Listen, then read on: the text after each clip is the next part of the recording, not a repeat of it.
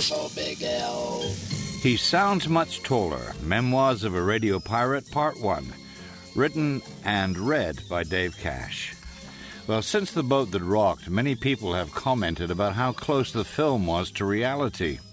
Well, I interviewed the writer and director Richard Curtis at the time the film was released, and he summed it up far better than I could.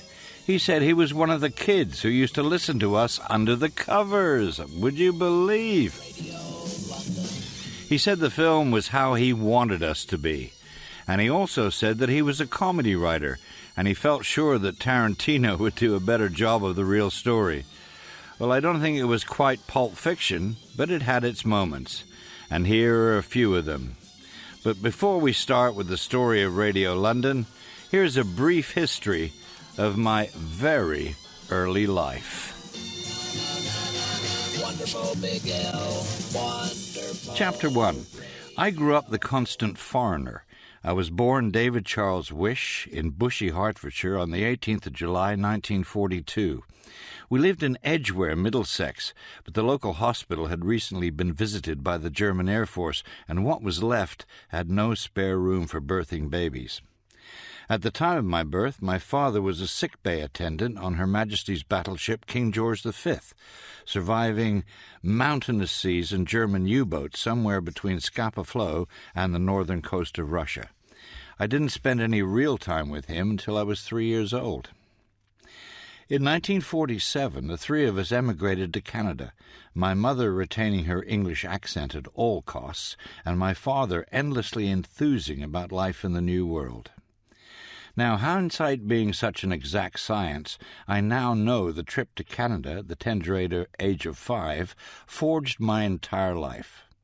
Firstly, I learned to sleep in a confined space, something I would need in future life.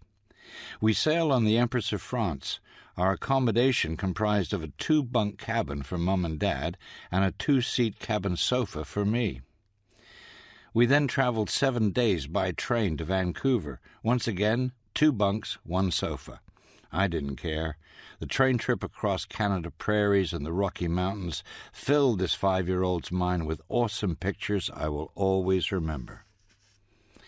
In our first home at 5696 Aberdeen Street, Vancouver, my room was only 5 foot wide, so Dad built me a bunk so I could have storage space underneath. Then he built shelves on top. An old school chum of mine, Rick Lane, said sleeping in my bed must be coffin practice, and he was right. Again, I didn't care. I was warm and comfortable in that bed, and that's all that mattered to me. I was enrolled at Carlton Primary School and immediately became known as the boy with the funny accent, a title that would follow me all my life, albeit tempered these days with, I know that voice. On my 9th birthday, my parents decided they would send me to summer camp in the Okanagan Valley for 2 weeks. They meant well, I'm sure, but from the first, "Happy birthday, David, we have a special present for you," I felt a chill of trepidation. The experience proved horrendous. Thinking about it still makes me shiver. If I say monster mosquitoes, cold showers, ice-cold rivers, and a gang of 5 who picked on all of us in turn, extorting half of any luxury we had, I think you'll get the picture. On the 6th day, I escaped the compound, ran into the woods and up a small hill. From the hilltop, I could see the camp below. It reminded me of pictures my father had taken of Second World War concentration camps, albeit without the barbed wire. And instead of Nazi uniforms, the camp monitors wore red T-shirts with "Ask Me" printed on the front and "Follow Me" on the back. They strolled around the perimeter's fence, a megaphone clasped firmly in their hands, into which they would occasionally shout, "Don't run in the showers! Stand clear of the swing area!" I didn't want to run away. I just wanted to escape for a while. I strolled over the crest of the hill and happened upon a sight I will never forget. The trees had been chopped down to form a circle around 50 feet in diameter. The tree trunks had been sawn in half lengthways and placed on the ground to form makeshift benches. 3 tall fir trees remained standing at the far end of the circle. 3 words were carved on the tree bark, one in each tree: God, is love. I sat on the front bench contemplating the meaning of what I was looking at, and it didn't really make sense to a running scared 9-year-old. But some years later, the truth and simplicity of the message struck me like a Hendrix guitar solo. God wasn't fire and brimstone who exacted retribution by destroying the enemies of a particular cult or faith. God didn't want to choose a certain path and condemn everything else as heresy. God is the emotion we call love, pure and simple. On March the 6th, 1978, I watched my son being born. It was the holiest moment of my life. I loved him, I loved my wife, my daughters, the midwife, the hospital staff, the whole world. If only we humans were able to hold such emotion in our hearts and apply it to the rest of our lives, then we would really live as God intended, I think. At age 11, I was shipped back to England to board at the Royal Hospital School at Holbrook, where I immediately became known as the boy with the funny accent. Holbrook is situated near Manningtree in East Anglia.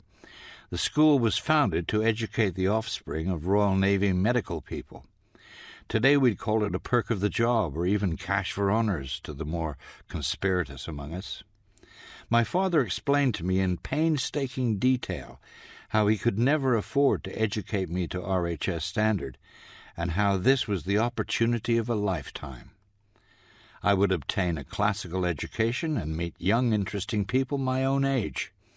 He stressed that, being an only child, it was important to me to mix with my peers and find my place with others. 2 questions kept occurring in my mind. Will they all talk funny?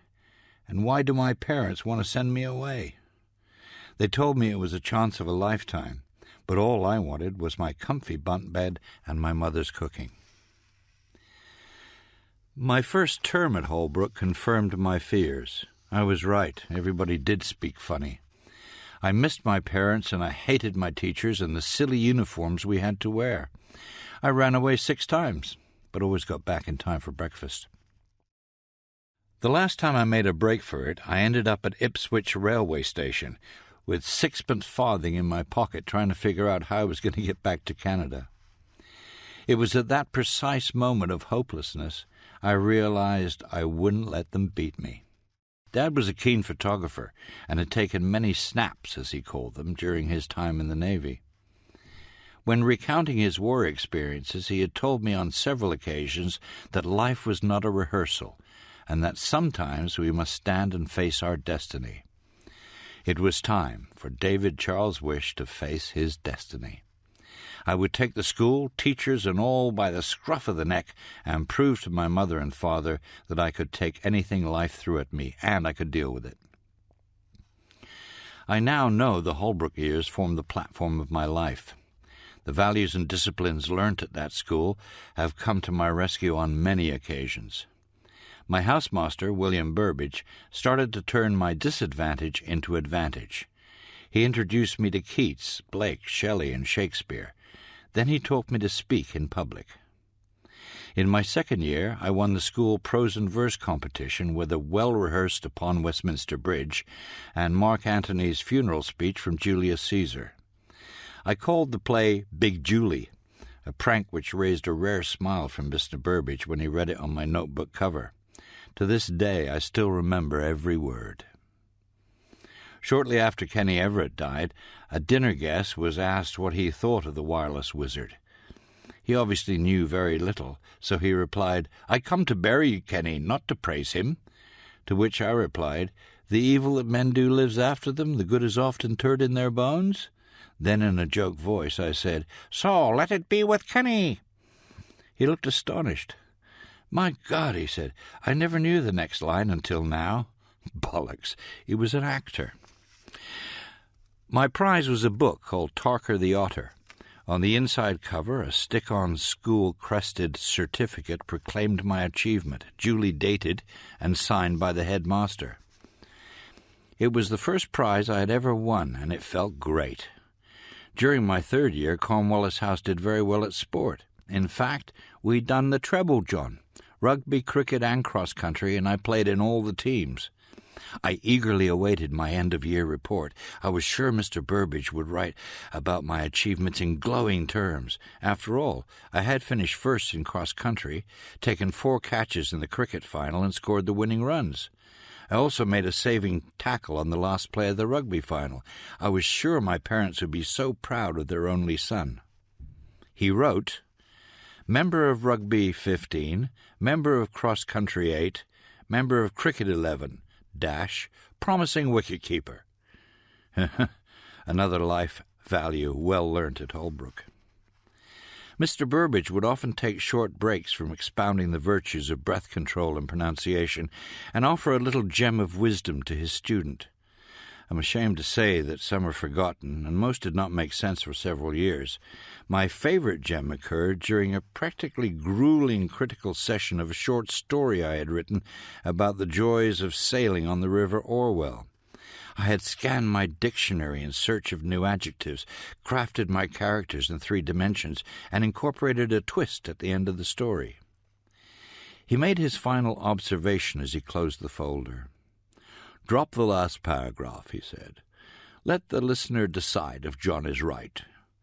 He sat back onto his studded leather chair, folded his arms, and looked at me with kind eyes. "You may, and I say again may, at some stage in your life write something, but it won't be until you're past 40 at least."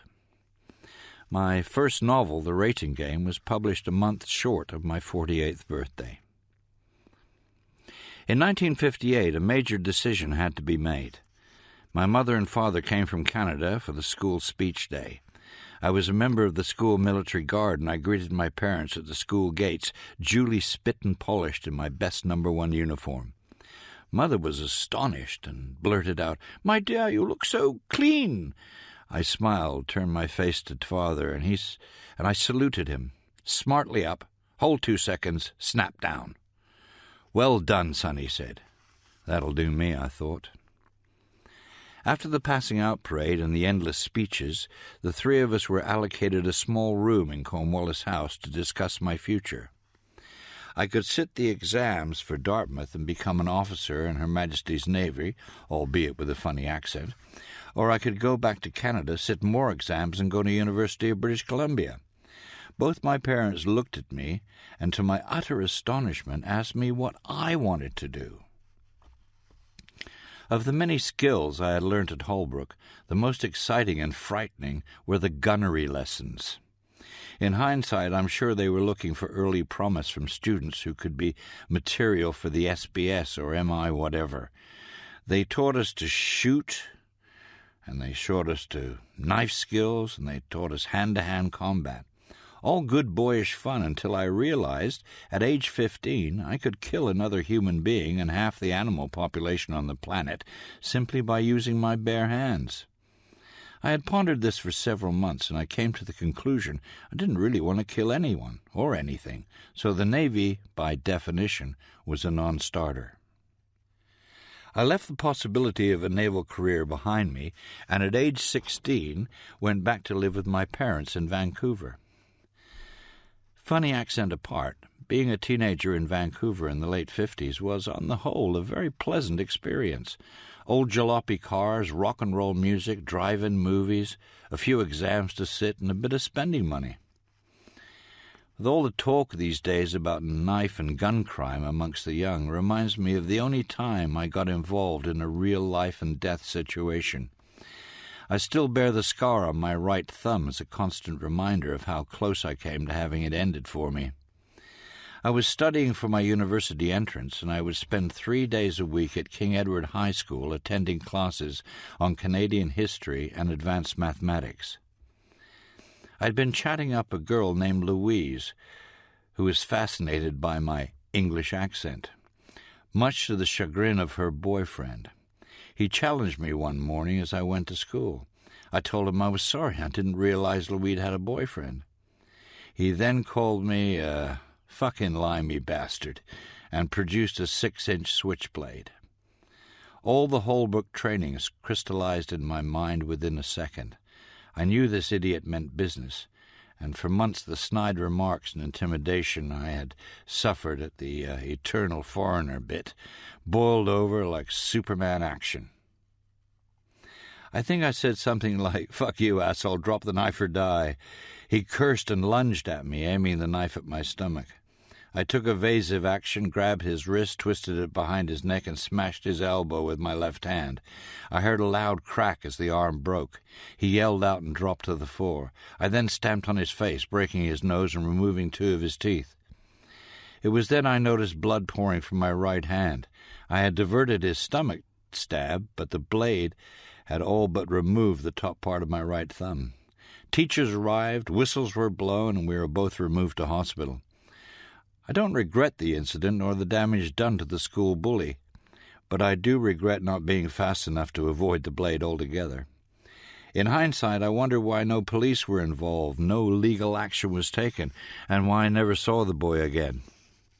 All I remember is my parents telling me it would be better if I studied at home from now on, and a phone call from Louise saying how sorry she was I was hurt and that she would never see the one-armed bandit again. I hope he didn't suffer any permanent damage and that his life has proved positive. On reflection on my own life, all I can say is, thank you, Holbrook. Speaking of girls, I have adored the company of women since I was 12 years old. I was staying with my aunt and uncle during an Easter break and met some nice local boys and girls. I was introduced to a game called Love, Truth, Dare, Kiss, or Promise. 3 boys and 3 girls sit in a circle, each with a word in front of them to spin the bottle. If the bottle stopped at kiss, the person who turned it had to turn around and kiss someone in the circle. If it landed on love, that person must confess who he or she loved. That was the best one, because I always ended up in the kiss. I could choose any partner I wanted. My first fantasy love, though, was Florence. We called her Fluey. She was the nurse at Cornwallis House in Holbrook. Naughty thoughts and toilet masturbation proves the extent of that relationship. I also enjoy the company of men, but those relationships are totally different. Lads together equals sport, beer, cars, politics, and the latest squeeze. If you're lucky, there'll be a few good male friends that you'll keep for the rest of your life. Bill Street has been one such friend since 1961. We met at a Lionel Hampton concert at The Room, a jazz club in Vancouver. Billy was another expat looking at British Columbia through English eyes. We were both only children, and the connection we made with each other on that warm summer night was instant, honest, loving, and permanent. We are friends to this day. In the autumn of 1961, Billy and I decided we would go hunting for deer in the interior of British Columbia as part of our rites of passage through the hunter-gatherer phase. In glorious hindsight, I'm impressed with our preparation and execution of this singularly young male expedition.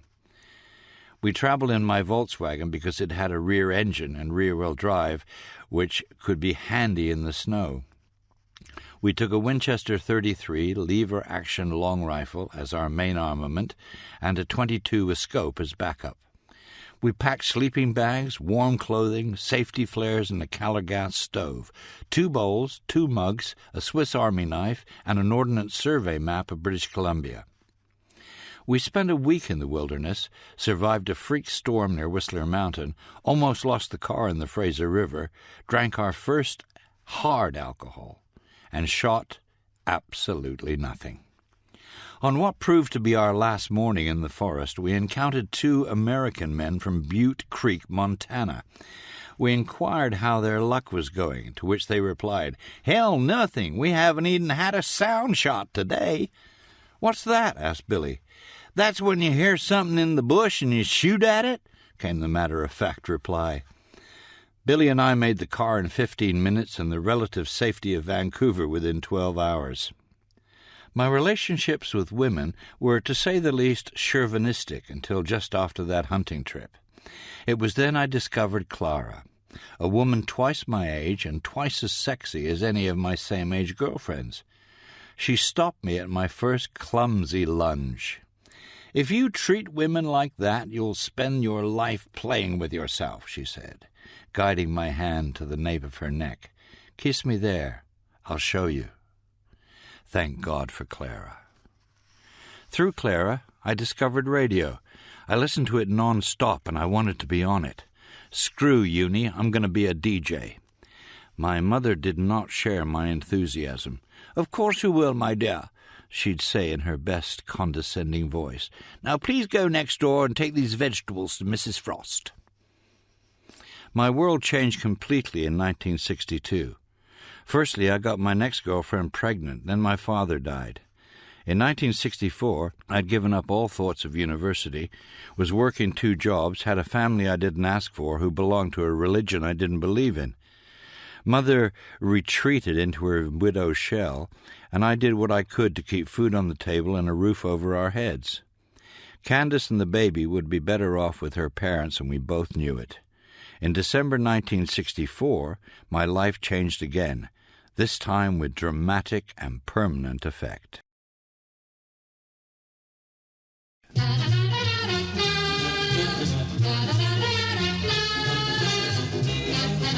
Chapter 2, The Pirate Revolution. You live your life in the songs you hear on the rock and roll radio. And when a young girl hasn't got any friends, it's a really nice place to go. That comes from Helen Reddy in her song Angie Baby. It started with an Irishman sticking 2 fingers up at the English establishment. Nothing new there then, but this is no ordinary Irishman. Ronan O'Reilly managed a singer named Georgie Fame. Not for the first time, the BBC had refused to play Georgie's records. They quoted several reasons which I'm convinced were pre-written and filed in a convenient drawer within the producer's desk. I can imagine the scenario. Manager, my artist has got a great new single. Producer slyly opens an empty drawer to his right and reads the list inside. He sounds too black. It's not really within our programming parameters, and because of our needle time quota, we can only add 1 new single a week, and Frankie Vaughan is released on Friday. Manager, can I come back next week? Producer, you'll have to talk to the Brian Matthews producer. I'm in Manchester next week with the Northern Dance Orchestra. Manager, thanks. But he thinks, Oxbridge git. Ronan did more than think. He founded Radio Caroline, the first real British pirate radio station. His family was involved with a port in Ireland, so he had access to ships and equipment. He knew enough about the law to know he could anchor a ship outside the 3-mile limit and broadcast to Britain and the continent without fear of being boarded or shut down. He equipped his ship with a transmitter, studios, and enough sleeping capacity for DJs and crew, then sailed it to the Wash, 3.5 miles off Frinton, dropped anchor, and started broadcasting Radio Caroline on Easter Saturday 1964. Ronan was driven by a simplistic 60s axiom. If it's right and there's money to be made, go for it. Ronan believed in Georgie Fame, and time has proved him right. I learned about Ronan late, as I didn't meet him until the summer of '65. We were competitors. He was leading one team, I was working for the other. But we were not united by the war babies attitude that just said, up yours to the establishment. We still play the odd game of snooker at the Chelsea Sports Club. Radio Luxembourg had been broadcasting nighttime pop music for years. They were the original under-the-bed-covers station for the post-war teens. The 2 big record companies, EMI and Decca, controlled most of the programming, and they always played half the song because they feared if people heard the whole thing, they wouldn't buy the record. Radio Caroline was different, very different. They played all the songs all the time, and they sounded as if they enjoyed it. Others followed, and within 2 years, over half the population of the UK listened to pirate radio. There is a fundamental difference between radio and television, and that people watch television programs regardless of what channel they're on, while on the whole, people listen to radio stations. Once they find a station they like, they stay with it. With the invention of the web and Listen Again, radio is now going in a whole new direction, with principles, though, remain the same. Instant communication, honest response, and great music. My life in radio started in my 18th year. By day, I sold Ivy League clothing at Arnold & Quigley's menswear. By night, I did unpaid odd jobs at several Vancouver radio stations. I'd finally landed a paying job in radio, writing and voicing commercials for the Arnold & Quigley summer sale. They were aired on Vancouver's #1 pop station, CFUN. I love the porridge smell of the valve-driven studios, the rock and roll music, the attitude of the people. I felt happy inside a radio station. I felt at home. In July 1964, Bill moved back to England 2 weeks after hearing the Beatles. In December 1964, a telegram arrived. It said, "I'll take no excuses. Get yourself home to England. Beatles, Stones, Who, Kinks, Dusty Springfield, the Marquee Club. It's a happy place. And it's all happening on pirate radio. We all listen, and they need your help. I repeat, get yourself to England." I arrived in London on Christmas Eve 1964 and checked into the Washington Hotel in Curzon Street. Billy had married Norma, who was about to produce the first of 5 offsprings that would bless their union. The 3, almost 4 of us, ate a scrumptious roast beef dinner, drank Dom Perignon champagne at a very expensive 8 shillings a bottle. On December the 27th, it was mutually decided that I should look for a job. This was due to the speed in which our available capital was being eroded by our extravagant lifestyle. Billy had day employment at an insurance company and worked most nights in pubs, clubs, and any venue that had a need for a good, solid jazz trio. I wouldn't need to contribute at least £9 a week to ensure that we could rent a 3-bedroom something somewhere nice with the desired domestic comforts for myself, Billy, Norma, and the baby. Joining Radio London was due to a stroke of luck considered contrived if written in fiction. The weather was appalling. London rain mixed with snow and northwest winds. Billy and I stood outside the hotel in Curzon Street, stamping our feet and clasping our hands in a vain attempt to withstand the elements, while intermediately discussing the proximity of the nearest hostelry. Bill pointed toward Park Lane. "Let's go up that way. Let's see what's going on in Posh Alley. And we pass Radio Caroline on the way." The walk up Curzon Street became a battle of wind, rain, and traffic. I remember slush. I remember putting my best black dress shoe in a large wadge of the stuff at the intersection with Queen Street, and then being splashed to the knees by a young blonde girl driving a green Mini Cooper. My patience was running thin. I stepped inside number 17 Curzon Street and took refuge in a doorway. Bill tugged at my sleeve. "Come on, Radio Caroline's just around the corner." "I just want to stop for a moment, just to get a bit dry. There's no Gord damn!" A raucous American voice emanated from behind a white wooden door to my right. The voice sounded clear, determined, and very angry. "I said, Gord damn! Doesn't anyone out there understand Gord damn format? Are those DJs all morons?" The tone of his voice can only be justified in capital letters. The sign on the door said Radlon Sales. I knocked once, and then immediately opened the door before anyone could answer. "I know about format," I said in a strong listen-to-me voice, "and top 40, and commercial production." Well, when you're young, wet, and looking for a job, you tend to do things off the cuff. Hair wet and leg drenched, I stood framed in that doorway. The owner of the voice stood in front of the reception desk on the far side of the room. He was well over 6 feet tall, with black hair and clenched fists. "Who the goddamn hell are you?" he asked, with a voice only slightly lower than his previous inquiries. "Do I know you? Are you from that goddamn ship?" I stepped into the office. "I'm David Wish," I said, extending my hand. "I'm from Canada. I've worked in format radio for 2 years. The Texan's voice, attitude, and height all came down a size. A broad smile preceded bright, sparkling eyes. He strode across the room and vigorously shook my hand. "God damn, that's great news. I'm Ben Toney. I'm program director of Radio London, and I don't know what the hell is going on that ship. They can't seem to follow a simple format. They're screwing up my top 40. He looked past me at Bill. "Are you in radio?" "I'm a jazz drummer," answered Bill with pride.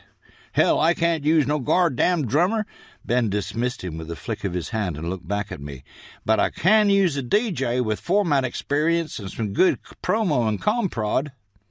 "How fast can you get out to the ship? I pay £15 a week, everything on the ship, including the beer, is free, and you're on for 2 weeks, off for 1. Are you interested?" "I'm your man," I replied with all the coolness I could muster. Inside, I just scored the winning goal at Wembley. I can go today. Chapter 3. The adventure began next morning at Liverpool Street Station. Ben had given me mail, memos, and an off-air tape recording of KLIF in Dallas to take out to the ship. He also gave me a new name. He said David Wish wouldn't fit with the jingles and that everybody on the ship had stage names just in case the customs got awkward when we came ashore. David Charles Wish would remain on my passport, but something hip and groovy with 2 or 4 syllables that sounded good when sung. Something like Dave Cash. That would be fantastic. Well, Dave Cash it was then. I stood on the empty platform waiting for the 6:40 train to Harwich and contemplated my life as a 2-syllable jingle. It was not too late to change it to something more romantic or unusual. Demetrius Kachaturian plays more music, doo-wop, on 266 Radio London, Big L.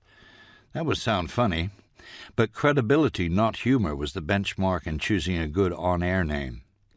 Last night, Ben convinced me that Dave Cash would be the right choice. Through a series of goddamn sentences, he explained how Dave Cash on London would sound great in 3-part female harmony, how strong it sounded when spoken, and given that Johnny Cash is my favorite country singer, how at home I would feel with the name. Convincing arguments on a fire-warmed evening in the Red Lion pub, not so convincing on a cold morning in a draft railway station. Norma had packed 2 bananas, an apple, 3 mince pies into a plastic Harrods bag and insisted that I carried it on separately and tried not to stuff it into my cramped suitcases. Her advice was greatly appreciated as the train thundered through Colchester and I tucked into breakfast. The antithesis of paradise is Harwich Harbour on a freezing winter's morning. The grey stone and concrete slabs of the jetty jut outwards into murky water. Black iron bullards hold thick mooring ropes that loop upwards and disappear through weather-worn holes into the sides of rusting cargo ships. Middle-aged customs officers dressed in shabby navy uniforms shuffle official papers while huddled inside draughty brick buildings, and the rain, the cold, biting rain, was absolutely everywhere. No glamour here, I thought, as I stood on the quayside and shivered from head to toe. But wait, salvation could be at hand. From a small brick one-room building came the sound of rebellion. "Wonderful Radio London," sung in 3-part female harmony, followed by a deep Australian voice. "Hello, this is TW on Wonderful Radio London, 266 metres on the medium wave band. My lords, ladies and gentlemen, pray silence for the Beatles." I wondered if the customs officers listened in order to monitor the station, or because they actually enjoyed what they heard. Inside the tiny building, an overwhelming feeling of warmth radiated from a large coal stove in the corner. I dropped my bags just inside the door, nodded at the uniform behind the desk, and walked directly to the stove. I loosened my coat, stood in front of the black metal savior, and let the heat, restore my body to livable temperature. "Take your time, mate. It's even colder at sea." The voice sounded friendly and made me smile. I turned to face it. For the first time I saw the pirate DJs. Earl Richmond, Simon D. and Micah Hearn sat huddled around a small formica-top table, holding hot cups in their hands and looking in my direction. I left my creature comforts and joined them. I'm David Wish. Sorry, Dave Cash. Are you the guys from Radio London? Perish the thought, replied Ahern. We're from the big one, Radio Caroline. Just my luck. Of all the brick huts in all the world, I chose the enemy camp. I'm with London, said Richmond, much to my relief. We both use the same tender. You're in the right place. Mike Ahern was the first to offer his hand. Hell, it doesn't matter who you're with. We're pirates, that's what counts. And Uncle Bob over there makes sure we board the tug on time. He pointed to the person of scruffy appearance propping up the oak wood counter. Don't you, Bob? The man smiled but said nothing. They don't know what to make of us, Mike continued in a whisper. They think we do drugs and smuggle women onto the ship in our suitcases, but they never search us. I think they like the image of helping the illegals. We play records for their wives and girlfriends. It's kind of a workable barter system. My first sighting of the tender was a white steel mast sticking 6 feet above the jetty. As I peered over the edge and saw the full extent of the craft, I had a sudden feeling that this was not a good idea, that me and my newfound colleagues were surely drowned in this rust bucket if it sailed more than 10 feet outside the haven of the harbor. It must have been a fishing boat in a previous life, or possibly a tug. Previous life is the key here. The boat was named Offshore One. Lazarus, I think, would have been more appropriate. The newly painted white bow cover soon gave way to a black and rust combination that ran the length of the boat. Water slopped about the deck, looking for a way out.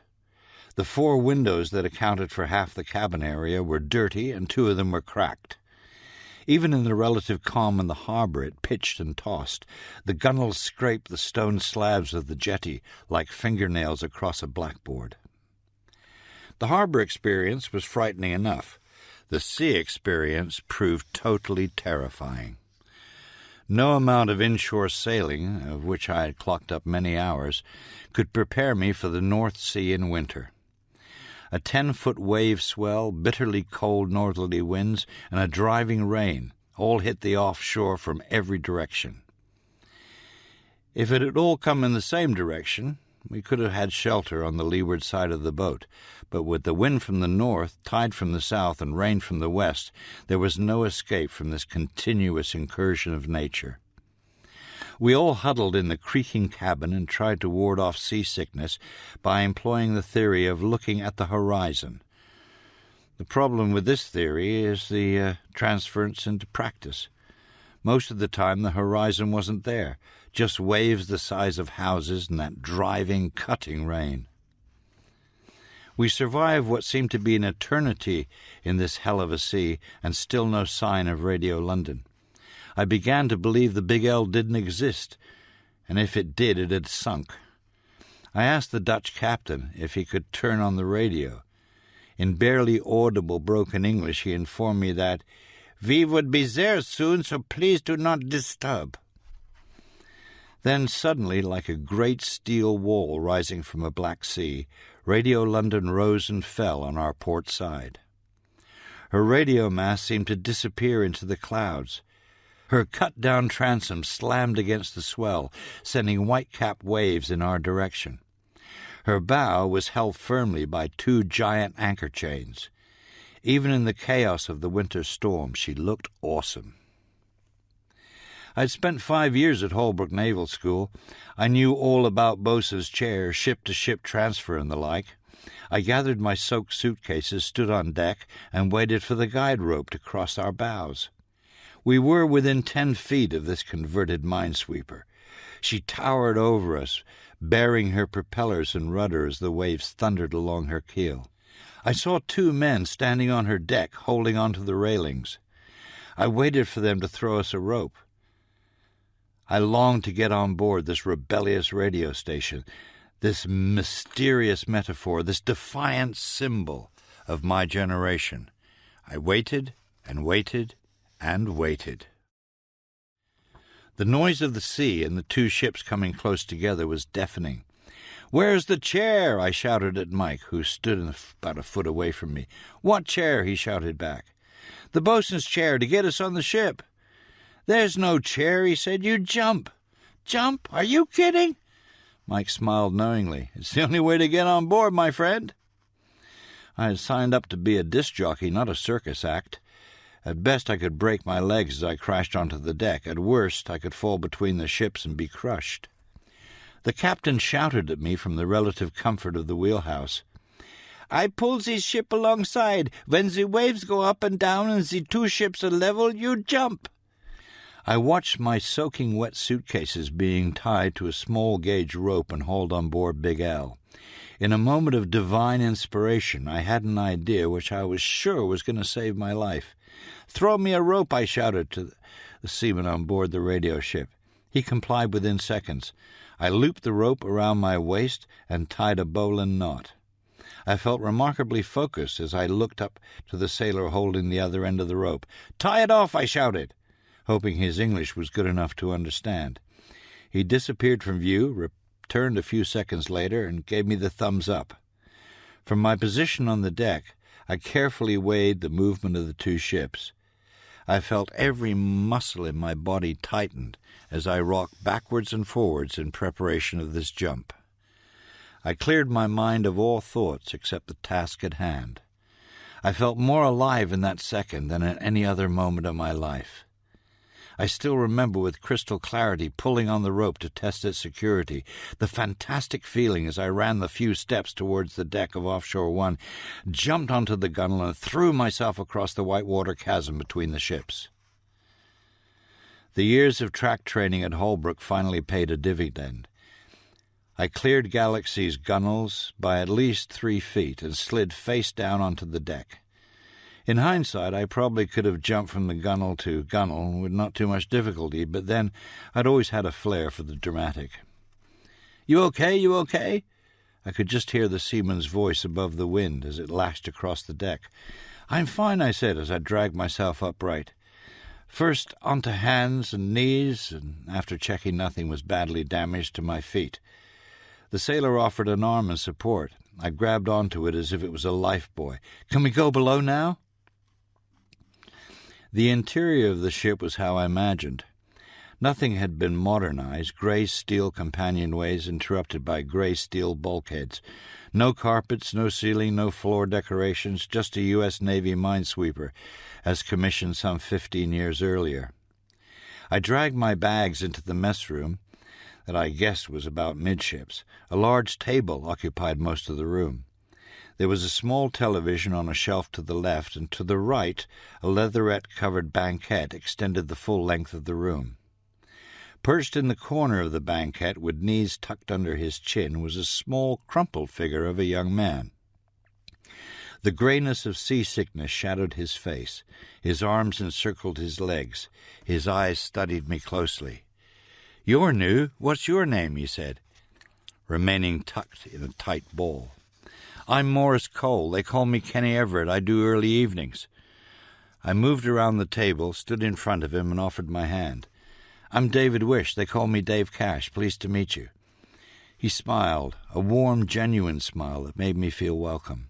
He unwound himself and shook my hand. "Are you a DJ?" "Yes, I am." "Experienced?" 2 years in Vancouver." He stood up. The boat rolled. He nearly fell over again. "That's 1 year, 11 months, and 2 weeks more than me. Did Ben send any tapes?" "They're in my bag. Air checks from KLIF in Dallas." "Brilliant!" His face changed. Enthusiasm and interest replaced boredom and sickness. "I'll show you to your cabin. Get unpacked, and we'll take you to the studio." The DJs were allocated the original officers' cabins, which were located in the bow section. Each small room featured 2 bunks, 1 upper, 1 lower, a metal basin, a wardrobe, a desk, and carpet on the floor. I would share with Paul Kay, Radio London's newsman. He was asleep on the bottom bunk when I entered the room. I would sleep on the top bunk, which had a clearance of about 2.5 feet, confined sleeping number 4. "Let's get the tapes out and get to the studio," whispered Kenny. "Paul gets well iffy if you wake him up before his shift." The studios were located near the stern of the ship in the area formerly occupied by the minesweeping equipment. With the ship moored at the bow, the studio's position in the stern was the worst possible place to have the work area. The studios moved at least 20 feet up and down in the sea swell. Records could not be used as they would jump. The music was being played off cartridges and tape machines. The thought of any creative thinking, let alone production, seemed impossible. Staying upright was the only priority. Kenny had found a way by holding tightly onto the desk frame with one hand and operating the equipment with the other. He laced up the KLIF tapes on the Ampex recorder and pressed play. We stood in that cramped, blanket-lined room, holding on to everything that was solid, and listened to the Charlie and Harrigan breakfast show. We listened for over an hour.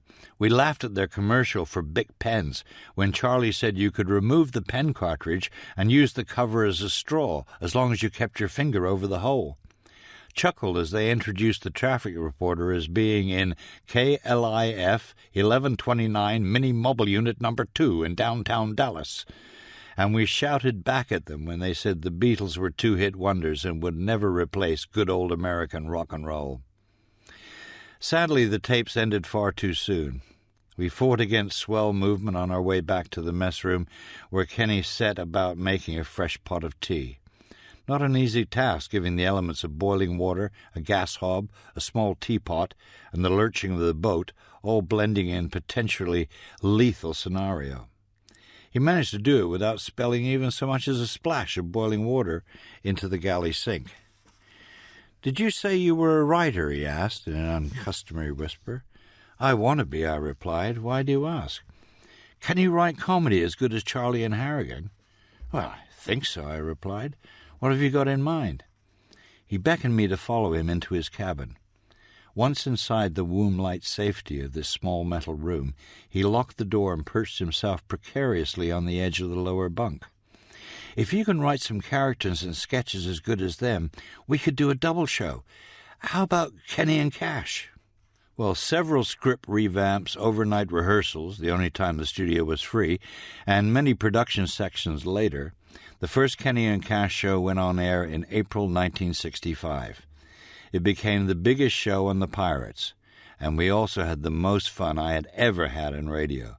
Characters like Myra Krells, J. Walter Beethoven, Untied Maud, and the beginnings of Captain Kremen and the Krells came to life in that moving metal box we called a studio. We wanted a space adventure to mimic Doctor Who. I had written some characters from a draft form and plotted a couple of 60-second sketches, but as yet we had no names. One day the tender arrived, bringing some voice idents that had been recorded for us by Gary Owen in Hollywood. The note scribed on the back of the compliment slip gave us great encouragement. "Great show. You guys are pushing the boundaries. Keep on pushing. If you can use any of these, be my guest." The first item on the tape was labeled Show Opener, and it said, "This program is brought to you by the Kremen Snuff Company, who invite you to stick their business up your nose." Kenny and I looked at each other and said in unison, "Captain Kremen!" The Kremen saga had begun. Several years later, Kenny resurrected the captain and his crew for Capital Radio. It was his biggest radio hit. Radio production facilities on the ship, especially sound effects, were at best limited and at worst non-existent. We had a few tapes of basic booing and thudding and whistles, but anything special we would have to make ourselves. I was always searching for rolling sketches, a theme that would last for 5 or 6 records or even a whole program. People flashing their cars from the coast as a symbol of support had become legend since Caroline sailed around the coast to take up its northern position, and I wanted to reflect that phenomenon. I'd written 5 links, but I needed the sound of somebody diving into the water, swimming ashore, and then back again. Kenny pondered the problem and decided we could make our own. We dragged the inaccurately named portable Ampex tape recorder into the galley, filled the sink with water, and recorded the sound of an apple dropping into it. At a recording speed of 15 inches per second, we played it back at 7.5 inches per second. Human body hitting the water, 9 out of 10. We employed the same technique for the sound of swimming by twiddling our hands in the water and adding echo. I played the hapless seaman Marks. The sketch went something like this. Kenny said, "Look at all those lights flashing in Frinton." I said, "I wish I could talk to them." "Kenny, let's get Seaman Marks to swim ashore and see what they want." "Good idea!" And I shouted, "Seaman Marks, front and centre on the double!" Marks, "Good evening, what can I do for you?" Kenny, "We want you to swim ashore and see what those people want." Marks, "No problem." Now, that's where we'd play a record, you see, and then he'd be swimming back. "What do they want?" Marks, out of breath, "They want a request." "Well, what do they want to hear?" I didn't ask." "Oh, stupid man, go back and find out." And then we'd play another record.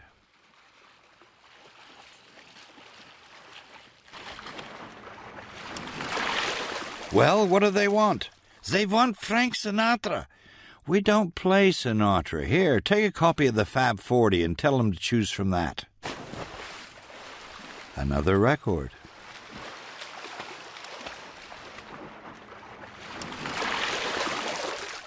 Dave, "Well, Seaman Marks, what have you brought us?" "I've got it right here in my pocket, but it's all wet. I can't read it." "Oh," said Kenny, "you just can't get the stuff." "I know." Kenny said, "Take this waterproof plastic bag and put the request in it before you swim back, you silly Dutch dropout." "I'm so sorry, boys." Kenny back announced the record. "The Beatles and Love Me Do. Where is that man?" "Ah, there you are, Marks." They want Unit 4 +2. Which just happened to be the Kenny and Cash pick of the week. "For John, Fiona, Sheila, Ken and Sarah. I hope it's okay because I'm knackered." Kenny said, "That's fine, just fine. You look terrible. Why don't you go for a nice relaxing swim?" And then we played the Unit 4 +2. There were several characters, sketches, and one-off jokes that never made air due to the fear of legal action and a bit of common sense. They caused much laughter in the mess room and many chuckles in the writing, but we both knew there were some things even pirates shouldn't broadcast. One such character was a gay cabin boy we named Camp Danny. In 1965, Kenny was unsure of his sexual preferences, if any, and he was reluctant to do camp voices unless they belonged to female characters, so it fell upon me to do the voice of Camp Danny, the cabin boy. I loved it. I drew on Kenneth Williams, Frankie Howard, and a touch of Tommy Cooper in the meter. One of the things went like this. Kenny said, "Camp Danny, you look worried." "Oh, boys, I'm so annoyed. Has anyone seen my Willie?" "What? You mustn't say that on the—" Stop it, I'm serious. Willie's the little black cat my friend Daphne gave me when I was left ashore. Lovely lady, Daphne. Such a large, expansive— You can't say that. Mind, silly. Kenny, I think, didn't you roast it for dinner, Cash? And then there was just all mayhem breaking loose. Another one of my favorites was Henrietta Dog. The clue is in the name. In fact, Henrietta ate just about everything that came her way. Because of her vast bulk, we wouldn't get her through the studio door, so all her dialogue was shouted from the hall. In reality, that's impossible. So Kenny mastered the art of cupping his hands to form a megaphone and shouting directly at the steel bulkhead that formed the studio wall. The second microphone was pointed up to the ceiling, and I lowered the volume of microphone 1 and delivered my lines close in. It worked. Unfortunately, the script didn't pass Tony Windsor's staging. His actual comment was, "Very fucking funny, but no fucking way." See what you think. "Oh no, the ship is sinking." "Relax, Cash, it's just Henrietta Dog on her nightly prowl." "Not that 40-stone foul-mouthed monster the captain took on board as ballast in rough weather. Quick, hide the cakes." "I can see you, you scabby-nosed, two-faced degenerates. Give me those cakes. I haven't eaten in 3 minutes. I'm bleeding starving." "Stop it, you fat, hairy beast. You'll sink the bloody ship." "I'll sink you, you colonial warthog. Now throw me those cakes or I'll sit on you." "You don't scare me. Go waddle off to the bow and balance the ship. You're a Moby Dick lookalike and your breath smells like petrol and garlic." My favourite of all the never-made-it characters was Mr. Factor Brunt. He had a monosyllabic voice and said everything back to front. His mates included Betty Broadside, the girl with the barge lum, and Dickie Doo, the man with the wig billy. Sadly, they never saw the light of day on Radio London, although Kenny did bring the idea back wearing a dress on TV as Cupid's stunt. For me, life ashore was totally opposite to life on the ship. Billy and Norma had rented a small cottage in Croydon. Marina had arrived safely and sound, and apart from the odd crying jag in the middle of the night, was very well behaved. I had my own bedroom that didn't move, home cooking on tap, and enough pocket money for all of us to go out at least twice a week and have a good time. The arrangement worked well for a few months, but as time progressed I began to feel that Norma, quite rightly, wanted a place of her own without my intrusion into their family life. Nobody said anything, but I could feel it. And Big L's breakfast jock, Pete Brady, came to the rescue. I did the breakfast show for him when he was ashore, which meant we were never off the ship at the same time. He had a flat in Lower Sloane Street, and he said we could use it and share the rent. It was a perfect solution. I moved into Flat 8, Bristol House, Lower Sloane Street. The flat was a bedsit plus kitchen and bathroom. With the bed down, there was enough room for a two-place dining table at the foot of the bed and a small chest of drawers to the right. We always kept the bed down except when we cleaned, which was at least once a month. The stories regarding Chelsea girls and pirate DJs are now legend. I've read several paid-for accounts of sex, drugs, and rock and roll in swinging 60s London. Most of the stories I've read were much more colourful than the reality I encountered, but apart from an overdose of adjectives and the mandatory "we did it all night long," they did reflect the general feeling of the time. To me, it was a matter of my need for female companionship and King's Road cool. The dress was outrageous and simple, coloured flared trousers and a Big L T-shirt. Being suitably showered and dressed, I would leave Bristol House and stroll the half-mile to the King's Road. Once there, a plethora of neon signs pinpointed the dozens of cafes and clubs available for visiting. Guys and Dolls, which was conveniently located behind John Lewis, was always my first port of call. The club was small, dimly lit, and alive with music, mini-skirted girls, and West End promise. I'm ashamed to say that names, addresses, and phone numbers have long since left my memory, but flashes of well-formed breasts, stocking tops, and outrageous sex still linger. There is one story worth telling, as it proves every silver lining comes with a cloud attached. I was being entertained by 4 girls who were having a night out at Guys and Dolls. I was having fantasies of 5-in-a-bed sex and lesbian lovers. One of the girls, I think her name was Carol, had other ideas. She promised a trip to paradise if I dumped the other 3, and gave me a glimpse of stocking top by way of invitation. Back at the flat, she lived up to her promise.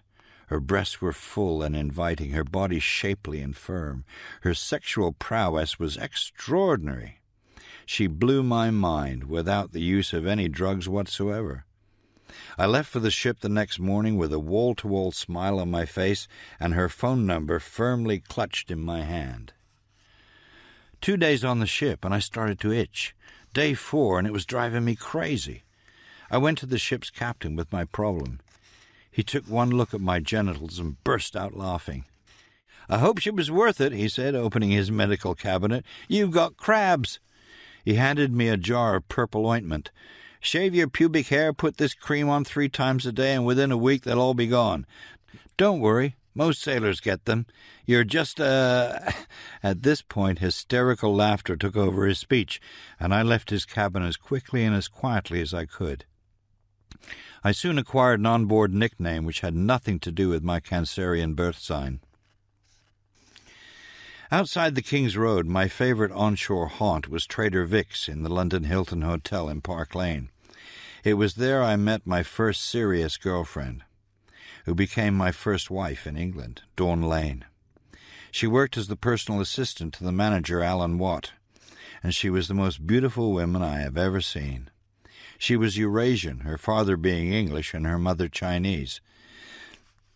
I fell in love with her beauty in an instant and with the person on our first date. Within 2 months I had given up the flat in Bristol House and moved into Dawn's flat in Ovington Square. The summer of '65 was, on the whole, glorious. Life on board a radio ship divided into 2 weather-based seasons. When the weather turned bad, life is insular and confined below decks. The criteria for doing the programs and productions was to stay upright and injury-free. If the ship is underway in a storm, it can power into the weather. When it is anchored at the bow, it is at the mercy of the elements. The DJs and crew suffered countless bruised shins, cut legs, and all kinds of things during the winter and spring of 1965. In complete contrast, when the wind dropped and the sun shone, life on board Radio London could resemble a Caribbean cruise. The studios were still, the metal decks became sun traps, and the smiles returned to the faces of all on board. Even the food tasted better, and the beer seemed colder. Best of all, we had visitors. On a weekend, it was not unusual to have a dozen small craft moored alongside the ship. From pop stars on promotional trips to families on day outs, it seemed everybody wanted to be part of this radio revolution. Marianne Faithfull, Gene Pitney, Susan Hampshire, and Tom Jones all visited during that long, hot summer. One visitor was Jonathan King, whose hit record Everyone's Gone to the Moon was riding high in the charts. We did not know his sexual preferences then, but in hindsight, I think he wanted to be good friends, if you know what I mean, with Kenny. We were prone to playing practical jokes on our visitors, and the one we thought up for Mr. King was a cracker. We told him he must learn the safety drill on board in case of fire or attack from the Navy. We gave him a life jacket, showed him how to tie it on, and pointed to his on-deck muster point, in his case at the bow of the ship next to the anchor chain. We told him that if there was any problem he would hear the alarm. He had to put on his life jacket, go to his muster point, and wait for further instructions. Now, Paul Kay had an old-fashioned alarm clock with a kind of 2 bells on top with a hammer in between. We hid it in J.K.'s cabin and set the alarm for 3 a.m. He stood on that cold and windy deck for over an hour before he realized he'd been set up. Male visitors were fun. Female visitors were divine. The queen of pop for me was the lovely Marianne Faithfull. She was Mick Jagger's girlfriend, a star in her own right, and the top of the A-list for me. When I heard she was visiting the ship, I ironed my T-shirt, shaved twice, splashed on my best aftershave, and waited with bated breath for the tug to arrive. Before I met her, Tony called me into his cabin. He told me he was well aware of my fondness for the company of young ladies. "I know you like young ladies," he said, swigging a beer. "I've seen the way you answer the fan mail.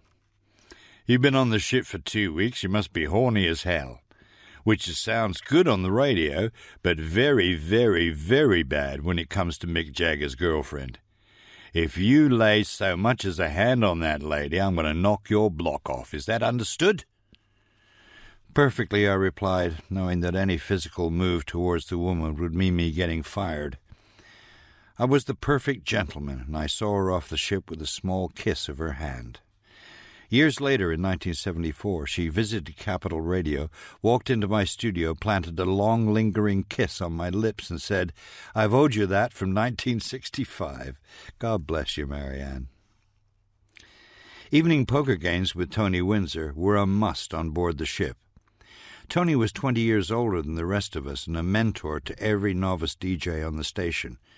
This tall Australian, with his catchphrases, whiskey drinking, and odd sleeping habits, became the soul of Radio London.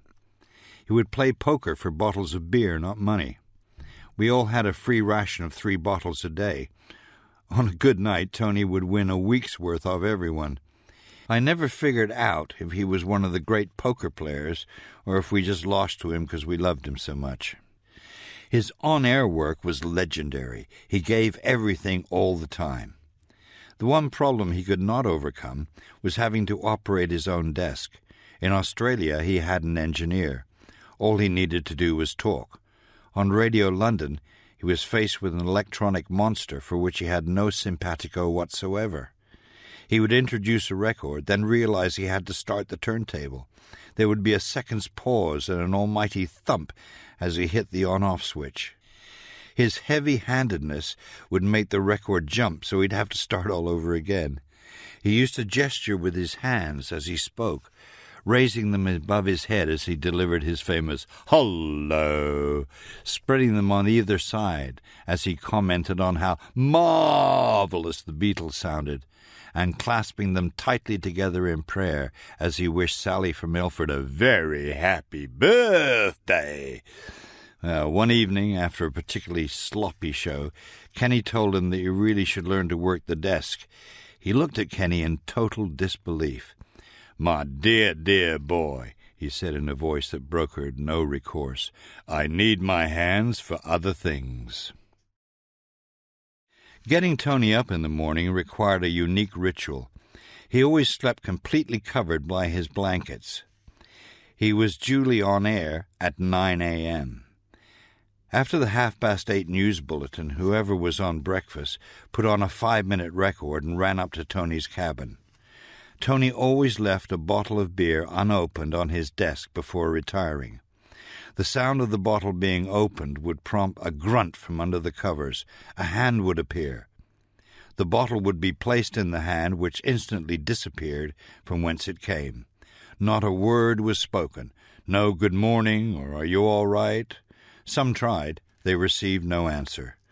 The wonderful thing about Tony was no matter how much he had drank the night before, at 5 to 9 he would be standing in the studio, bright-eyed and bushy-tailed, smelling of beer and ready to perform.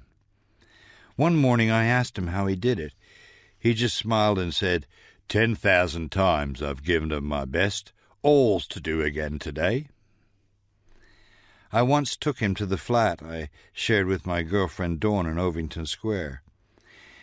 He had been on the ship for 3 weeks, and by the time we reached London, Tony was into his 10th double. We took a cab from Liverpool Street, and on arrival at Ovington Square, I paid the fare and poured him through the door of number 5. In anticipation of seeing Dawn after 21 days of celibacy, I had refrained from all but a glass of beer on the train. I knew Dawn would have a bottle of Jack Daniels waiting for me, so I invited Tony in for a couple of drams. Dawn had other ideas. She met us at the flat door, let me pass her, thanked Tony for bringing me home, and shut the door in his face. My protest had lasted about 10 seconds, and then the world took on an entirely different perspective. On our return to the ship, Tony lived off the story for days. "Don't ever take that Dave Cash home," he would announce to anyone broaching the subject of shore leave. "That girlfriend of his won't even let you through the door. It's outrageous. No sociable drink, no using the carsey, nothing. Just the door slammed in your face and fall down 3 flights of stairs to find that the cab's gone. Unbelievable." I kept in touch with Tony until his death in 1993. He became a continuing mentor, critic, and advisor of my work. His last job was as a medical records clerk in what is now the Fulham and Chelsea Hospital.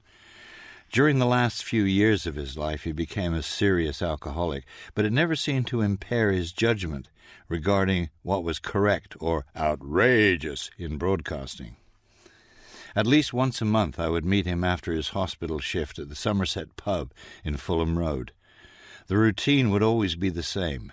I would arrive 5 minutes early, order a treble scotch and a pint of lager for him, and a pint of Guinness for myself. He would be 5 minutes late. He'd sit down opposite me, and without saying a word, down the scotch and half the beer in one flowing movement. He would close his eyes and smile as the essential fuel fired his body. "My dear boy, how are you?" he would say, without a word of thanks. "I'll just have another Scotch. Don't worry about the beer." At subsequent meetings, I would buy 2 treble Scotches on arrivals to save myself the extra trip to the bar.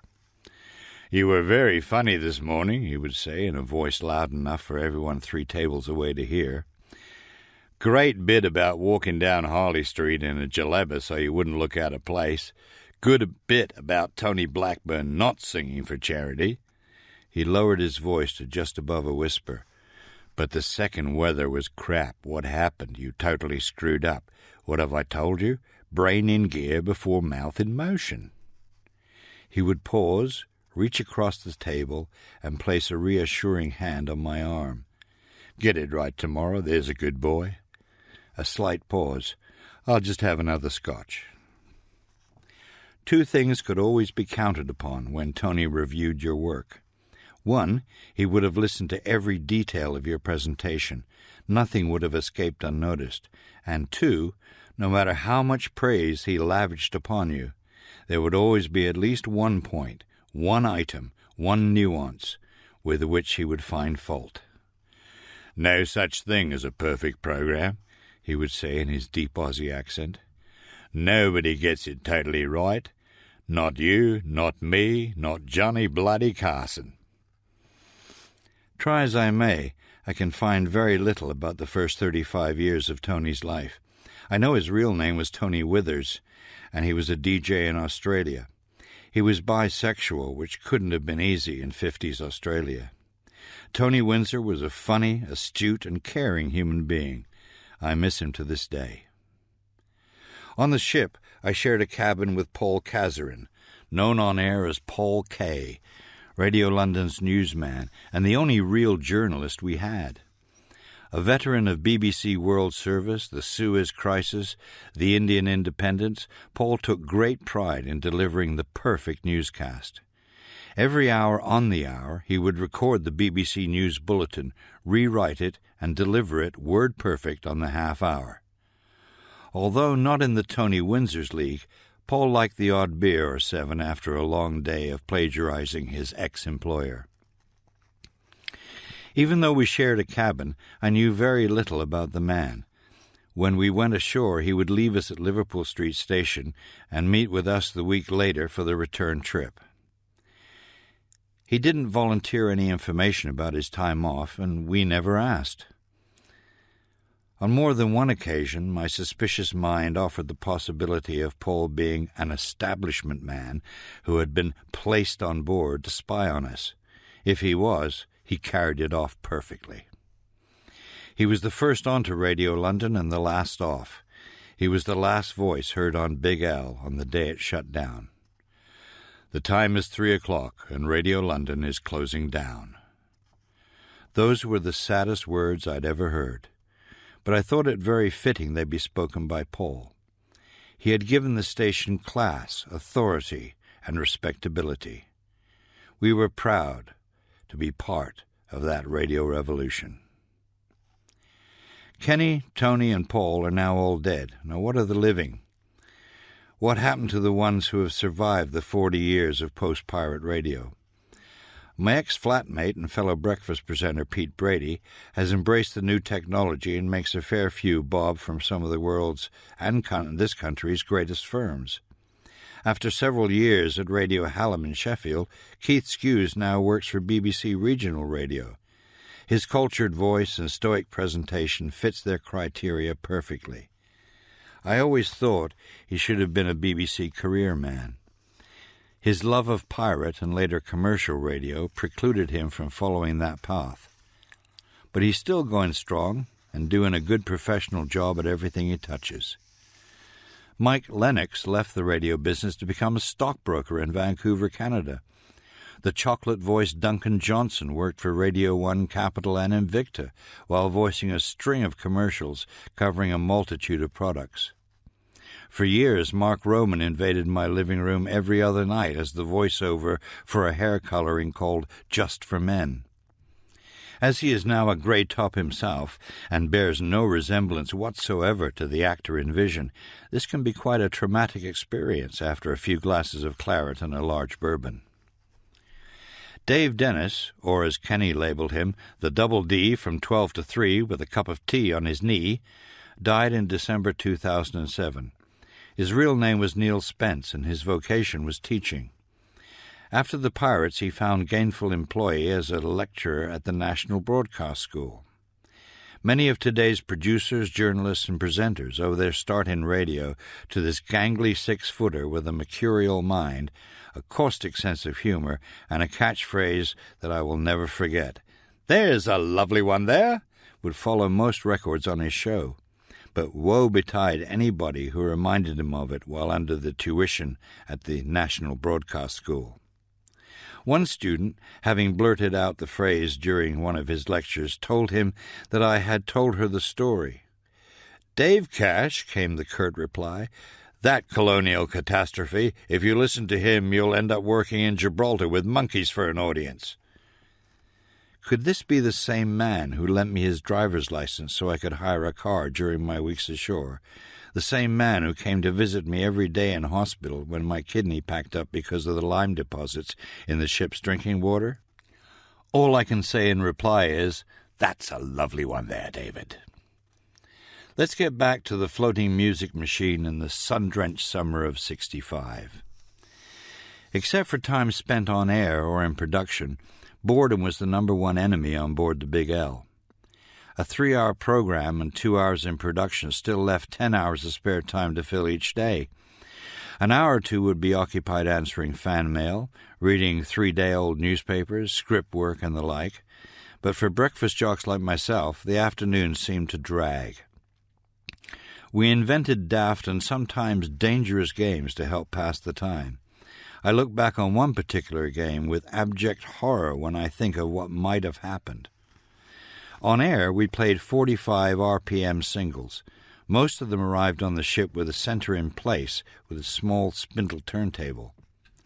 We used Gates' large center tables, which meant we needed to remove the center from the records before we could play them.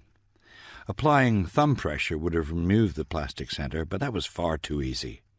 A member of the crew kept an air rifle on board, and when we persuaded him to lend it to us, it was game on. The obvious way to do this would be to prop the record against the side of the ship, lay down 10 feet away on the deck, and hopefully remove the center with one clean shot. That was far too simple for the likes of us. We played in pairs.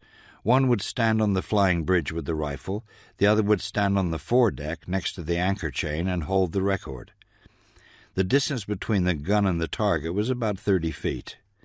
Extra points were awarded when you held the record close to your body, the maximum being a 5-pointer when you held it between your legs. Add the movement of the ship and the odd beer before proceeding, and you can see how precarious or even downright stupid this game could become. How no one got shot or badly hurt during our games of Shoot the Center is one of the true miracles of the pirate radio days. We thought we were untouchable, protected, even immortal.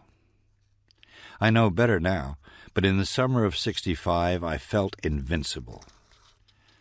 I could dot an I at 40 feet. I never missed.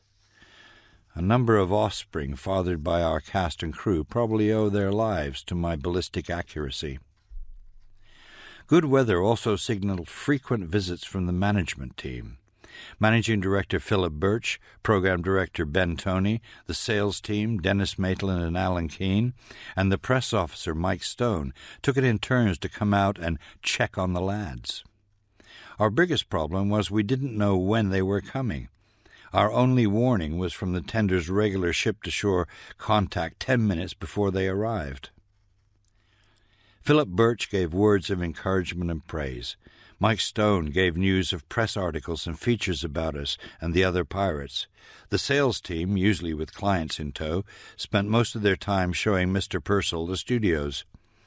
The only one we really feared was Ben Toney. When he came to the ship, it usually meant something was seriously wrong with one of us and that somebody had pissed him off big time. On shore, at 17 Curzon Street, criticism from Ben was always post-event. Did you break format last Friday?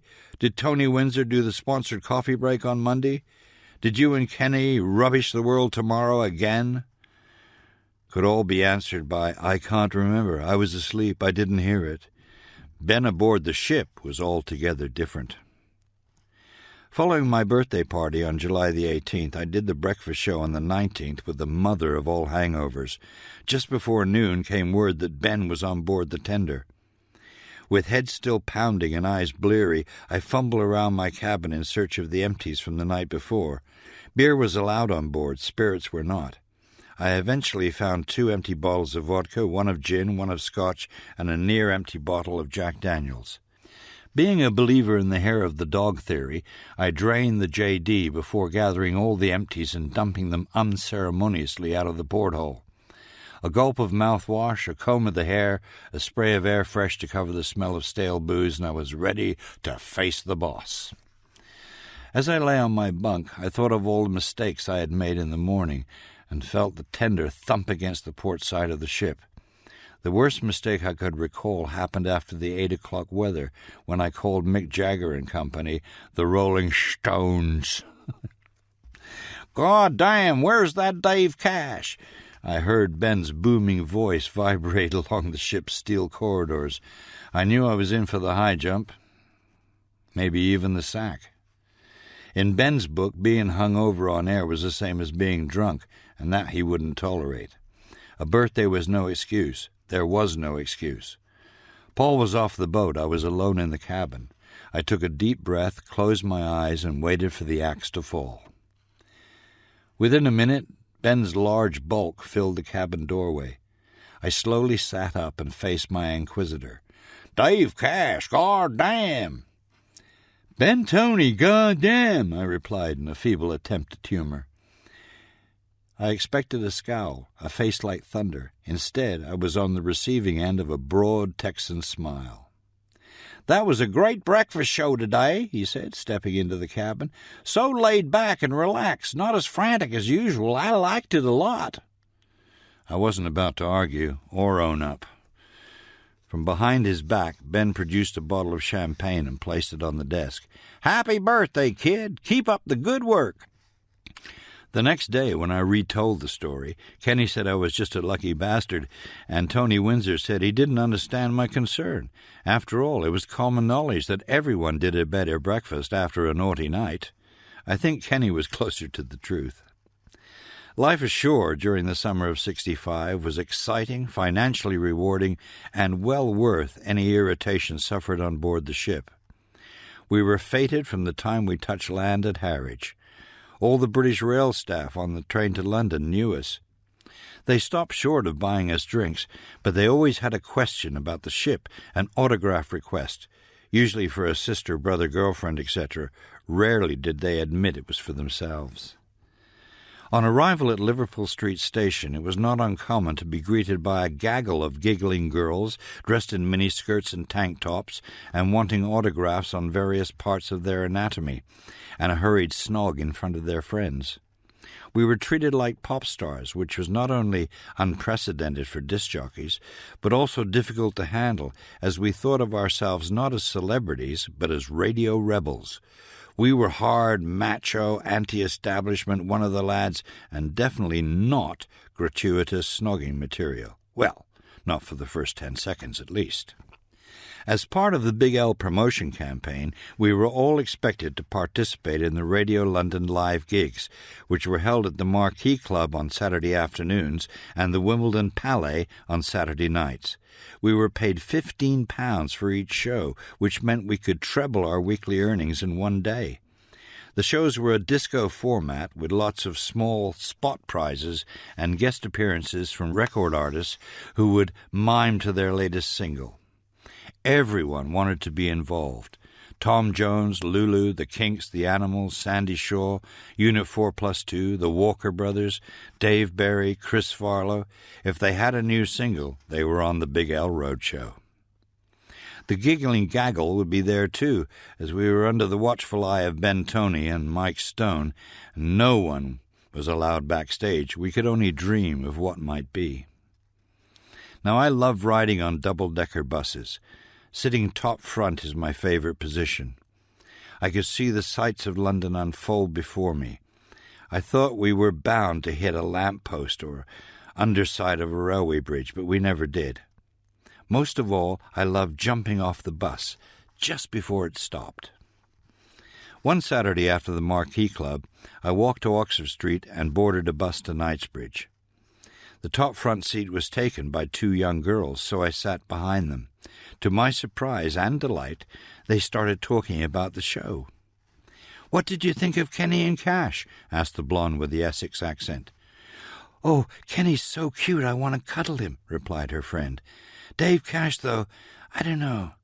He sounds much taller." I quickly removed myself downstairs and out of earshot for the rest of the journey in case further revelations dented my ego beyond repair. I told the story to Dawn on my return home, and she agreed with the East End pair. "When I first heard you, I thought you were well over 6 feet tall. I'm glad you're not," she said, pecking my cheek. "I'd get a crick in my neck." Time ashore felt precious, intense, special, like a first date, a cup final, or a new Beatles record. We met pop stars, actors, and politicians, all with their story to tell us, all with their points to make. Mainly, we were objects of curiosity, especially with politicians who wanted to know why we would spend so much time in such a dangerous and unwelcoming place as the North Sea just to play pop records for a few youngsters. I concluded that most politicians of the era hadn't a clue about the people they purported to serve, and even less of the idea about music culture that was sweeping the nation. 40 years later, my opinion, although pleasantly dented on several occasions, remains basically unchanged. Charlie knew why we did it. Charlie knew everything.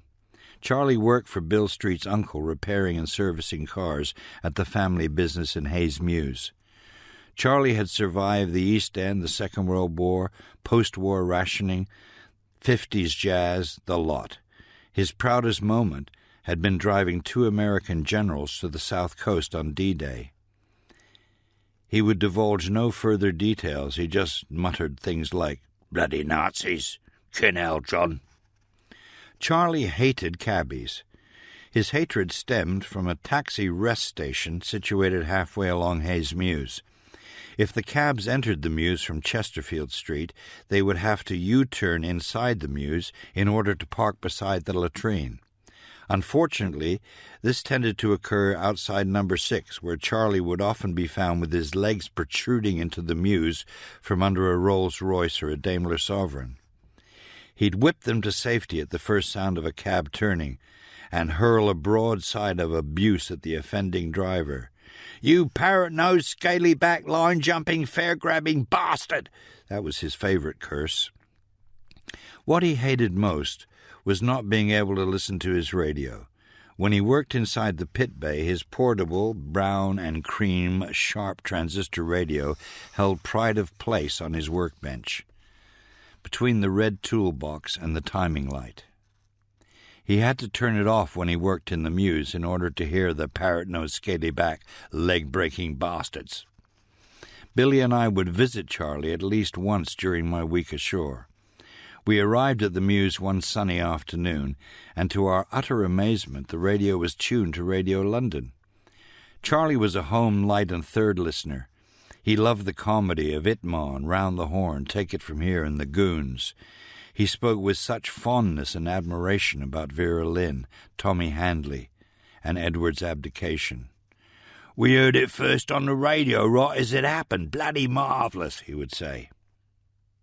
"Oi, Charlie," shouted Bill. "You're listening to pirate radio there, my son. You're liable to get a visit from the old Bill, most likely CID and all." "Shut up, you bastards," came the sharp reply from below ground level. Charlie called everyone bastard, regardless of whether he liked you or not. A socket wrench flew from under a black limousine, bounced twice on the cement floor, and came to rest next to Billy's feet. "Oi, can I bleedin' listen with you screaming your bloody heads off? Sides, if the bill comes round here, I'll turn you two in for starters." I half expected another wrench to follow the first, but there was silence. Then raucous laughter as Charlie slid from under the car atop the custom-made sliding mat he had designed and built out of 4 sofa casters, a length of plywood, and a pillow he gaffer-taped to one end. "Bill, Dave, bosses, lovely to see you. I'll clean up, and we'll go down for a swift off."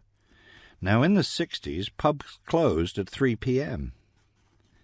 "Bollocks," said Charlie, when we mentioned it was 4:30.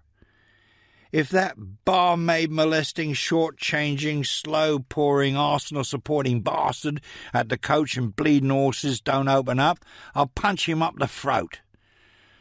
Charlie had been a Tottenham supporter since birth. With Charlie dressed in dirty blue overalls, sporting clean hands, and Billy and I in Ivy League suits, we stood like Fagin and his 2 apprentices outside the side entrance of the public house. Charlie opened the letterbox and placed his ear to the hole. There were sounds of bottles being clinked, of work being done. Billy and I were standing up, and we couldn't hear too much of that. Charlie put his mouth to the hole. "Brian, you bastard, it's Charlie!" A pint of ale and a sausage roll later, the conversation turned to radio. I asked Charlie why a light program listener like him would choose to listen to the Big L. "I listen 'cause you're on it," he said, a slight grin preceding his answer. "Bollocks," I shouted in the best Charlie accent I could muster. He laughed, a stomach-churning, lung-bursting, arm-shaking, eye-watering laugh, and nearly choked on his sausage roll. "You bastard! Thank God you still got your sense of humour." He settled himself down, took a long, slow drink of ale, and gained our complete attention. "I listen 'cause I want to find out about the new music, keep up to date." He placed his hand under his chin and leaned over the table. "I listen 'cause you boys talk to us as mates. You don't give us all that I'm up here and well posh and you're down there and on the dole crap. Tommy Bleeding Hanley could do that, so could the lovely Vera. The music's a bit iffy for my taste, but there's some nice tunes." His eyes flashed open, and he stared at both of us in turn. "Them rattling bones, the bastards, they don't call that music, do you? That's bloody ear-bashing, sick-making, fart-causing racket." A couple of years later, when I was working for Radio 1, he held the same opinion about Jimi Hendrix. "Bloody Jimmy Bendix," he said, after drowning half a beer in one swallow. "I got a washing machine sounds better than that." From that illicit moment in the Coach and Horses, I knew Radio London would succeed. One-to-one people radio had arrived. It's a belief still with me today. Wherever we have used the Big L format and philosophy, we have succeeded. Bill and I last saw Charlie on a cold winter's afternoon at the Prince of Wales pub in Wandsworth Road in the year of our Lord 1983. He greeted us like soul brothers and cried when we left. I admitted to being 88 years old then and went everywhere by bus. "'Cause everything's for free and I hate them bloody cabbies," he'd say.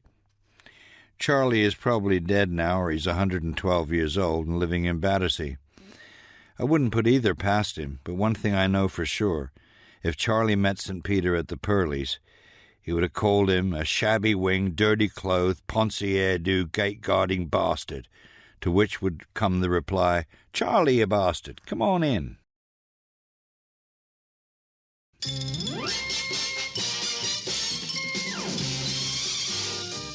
Chapter 4, The Footy Bit. Now, I know some readers do not understand or even like the beautiful game of football. To those, I would say, go directly to the next chapter. Please don't take offense at my bluntness. I've sat through enough reruns of EastEnders to know exactly how you feel. Right, footy fans, here's a little tale I hope will make you chuckle. I've been lucky enough to have played at several of the country's finest club grounds, Chelsea, Fulham, Ipswich, Man United, QPR, to name a few. I've played with Dennis Waterman's 11 and the Show Business 11, plus some scratch teams we put together for one match only.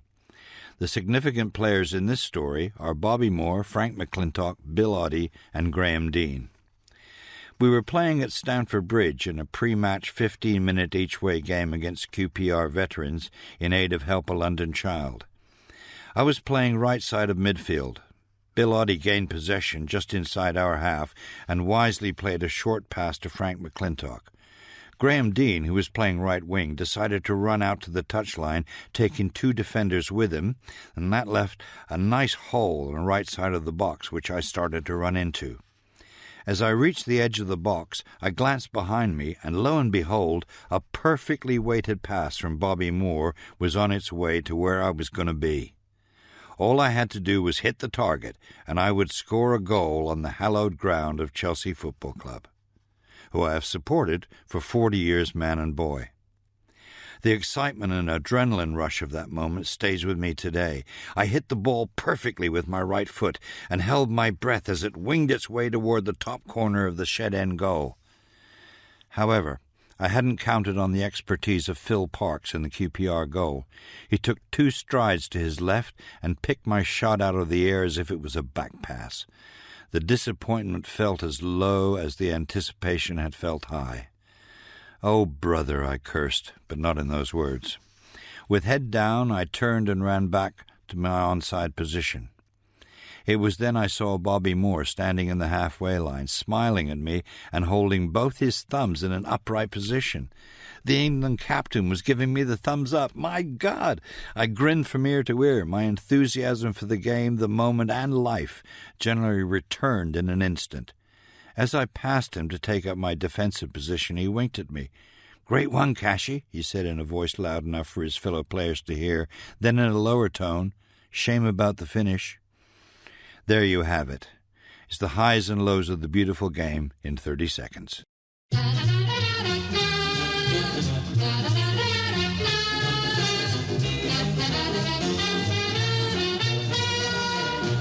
Chapter 5. The Church of the Open Checkbook. The running of the ship, the wages of the DJs, crew, and London staff were paid for by a 30-minute nightly religious program called The World Tomorrow. It was presented by Garner Ted Armstrong, who told us all to repent before the wrath of God strikes us down and makes us burn in hell. The rest of the revenue, at least 6 commercial minutes an hour, were pure profit. It was impossible to say how much money was made. Suffice to say that at its close in August 1967, the managing director, Philip Birch, was given a new Rolls-Royce, and we, of course, were still earning £15 a week.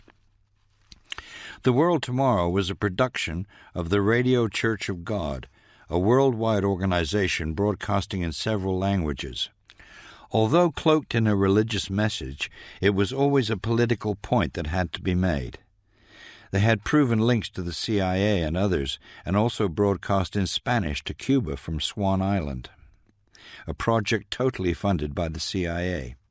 Radio London was funded from a company called Marine Investments Limited, with an address consisting of a post office box number in the Bahamas. My research since the Freedom of Information Act and the Internet came into play leads me to believe the Slush Investments Unlimited would be a much more fitting name, although the address would remain the same. If you go on the web and Google Garner Ted Armstrong, you will find a book full of possibilities. My overall conclusion is that all of us record-playing, government-shaking rock and roll rebels were actually being paid by the CIA. How demoralizing. Crazy? You bet. True? Maybe. It happened 40 years ago. How hard is it to get information on something that happened 40 hours or 40 days ago? 40 years ago is another world. What I can say for sure is that in 1956, The World Tomorrow published a book called 1975 in Prophecy. It predicted that World War III would be triggered by the United States of Europe, led by Germany, and it would destroy the USA and the UK. In 1964, they started broadcasting on Radio London with almost the same message. Some have suggested there was a political propaganda hidden within the evangelical message of doom and gloom. This message was, stay individual in Europe. Don't form a United States of Europe unless you want World War III. Or, From the American point of view, don't form a United States of Europe because then you'll be competing with us as world trade leader. In hindsight, they'd be better off turning their attention east to China. All the DJs hated The World Tomorrow. We never listened. The program cut the Kenny Everett show in half, which annoyed both him and the listeners. Kenny would do 4 Beatles tracks in a row to welcome listeners back, not ever knowing how many listeners there would be. In the spring of '67, when we knew the Marine Offences Bill was on its way, Kenny decided to get his own back.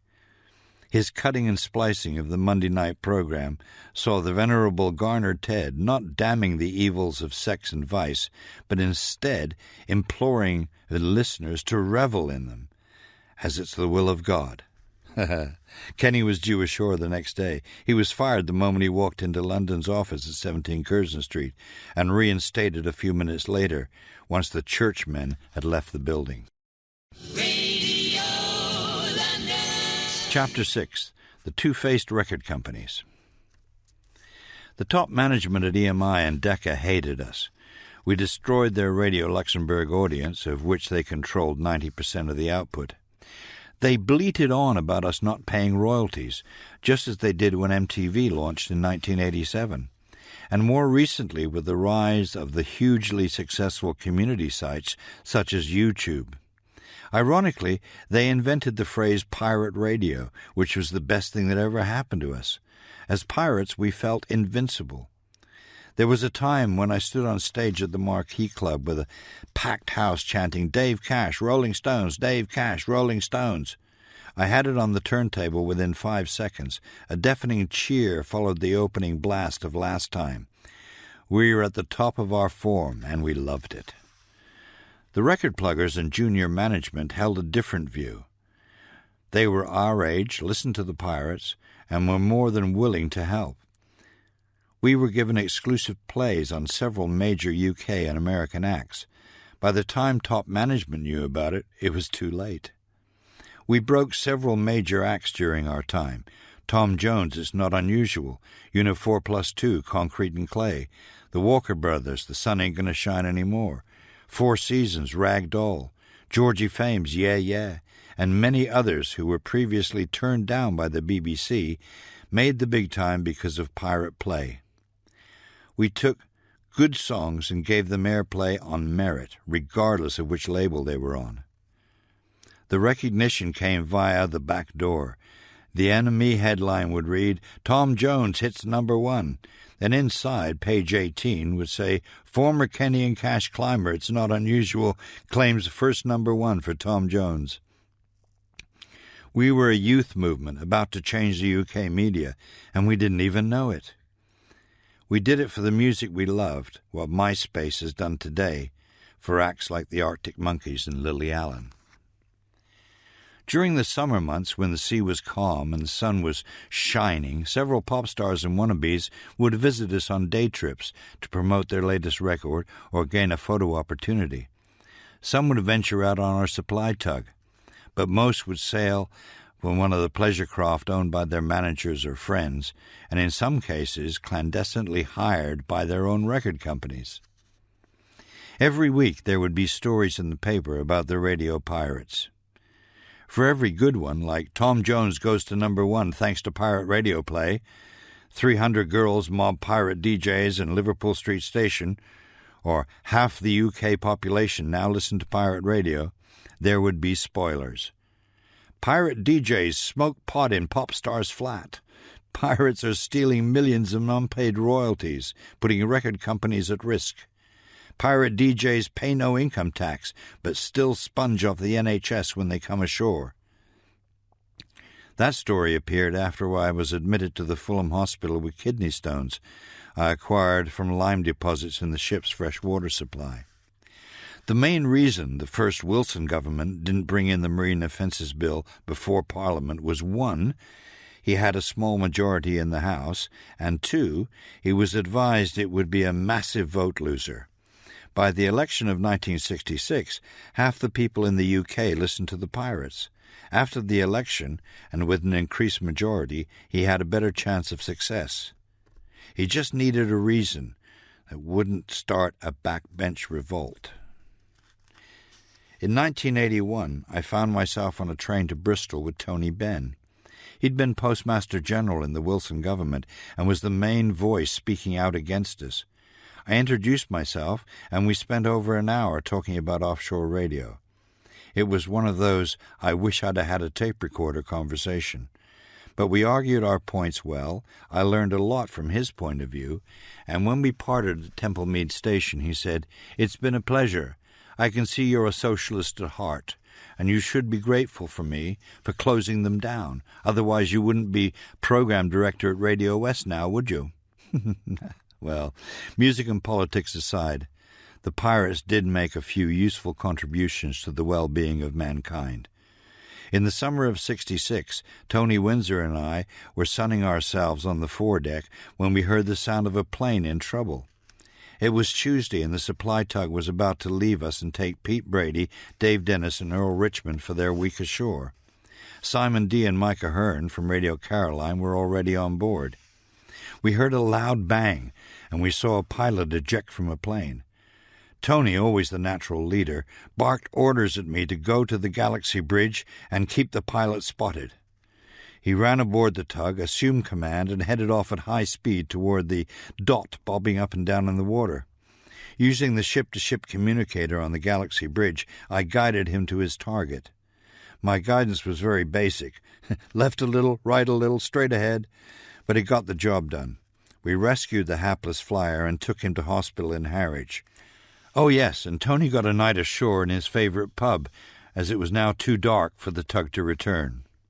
Several months later, we received a commemorative plaque from the U.S. Air Force thanking us for our bravery. The decision to leave the Big L reminds me of the Holbrook decision. No decision at all. There was only one option. In the autumn of '66, I arrived home at Ovington Square, ready for a week's worth of party. Dawn had bought some new lingerie, and I didn't even finish the first glass of bourbon. 3 hours later, I was in terrible pain. At first, I thought I'd twisted my back during our lovemaking, but the more Dawn rubbed, the worse it got. She finally called an ambulance that rushed me to St. George's Hospital at Hyde Park Corner. They did a quick examination and flogged me off to what was then Fulham Hospital.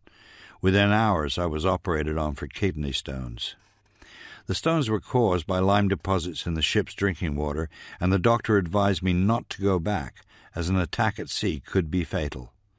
That's it, I thought. Game over. Like many of my colleagues, by the summer of '66 I had acquired an agent. At first it seemed a way to make extra cash from the agency voiceovers and public appearances, but as winter '66 turned the North Sea nasty, it became increasingly clear that if our hopes of legitimate radio were to be fulfilled, we would first have to become part of the British media establishment. This means the BBC. There was nothing else. My agent's name was Chris Peers, a likeable 30-something upper-middle-class professional with a lovely house in Hereford Square, Kensington, and an office in Argyle Street next to the London Palladium. He shared his office with Chris Blackwell, who had just launched Island Records, a new label featuring Caribbean artists. Having had British success with Millie Small and My Boy Lollipop, Blackwell had just signed his first UK act, the Spencer Davis Group. Chris Peers had a client list that included John Benson, Valerie Singleton, David Simons, and Peter, the middle of the three Sarsted brothers. The final decision to leave Radio London came when he made an offer he told me I couldn't refuse. Chris could get me 3 shows a week on Radio Luxembourg and a weekly column in their magazine, Fab 208. He had also done a deal with Mecca for me to do at least 1 live show a week countrywide for the princely sum of £75 a pop, a fortune in those days. With voiceovers and endorsements, I could make over £200 a week. The average wage was between 25 and 30. Radio Luxembourg was easy peasy. All the programs were owned, or sponsored as they called it, by the record companies. No preparation required as the companies chose the records and the running order. No sketches or topical items were required, as that used up valuable and paid-for record playing time. Just top and tail the records, keep a smile in the voice, and say every record was great. And, of course, take the money.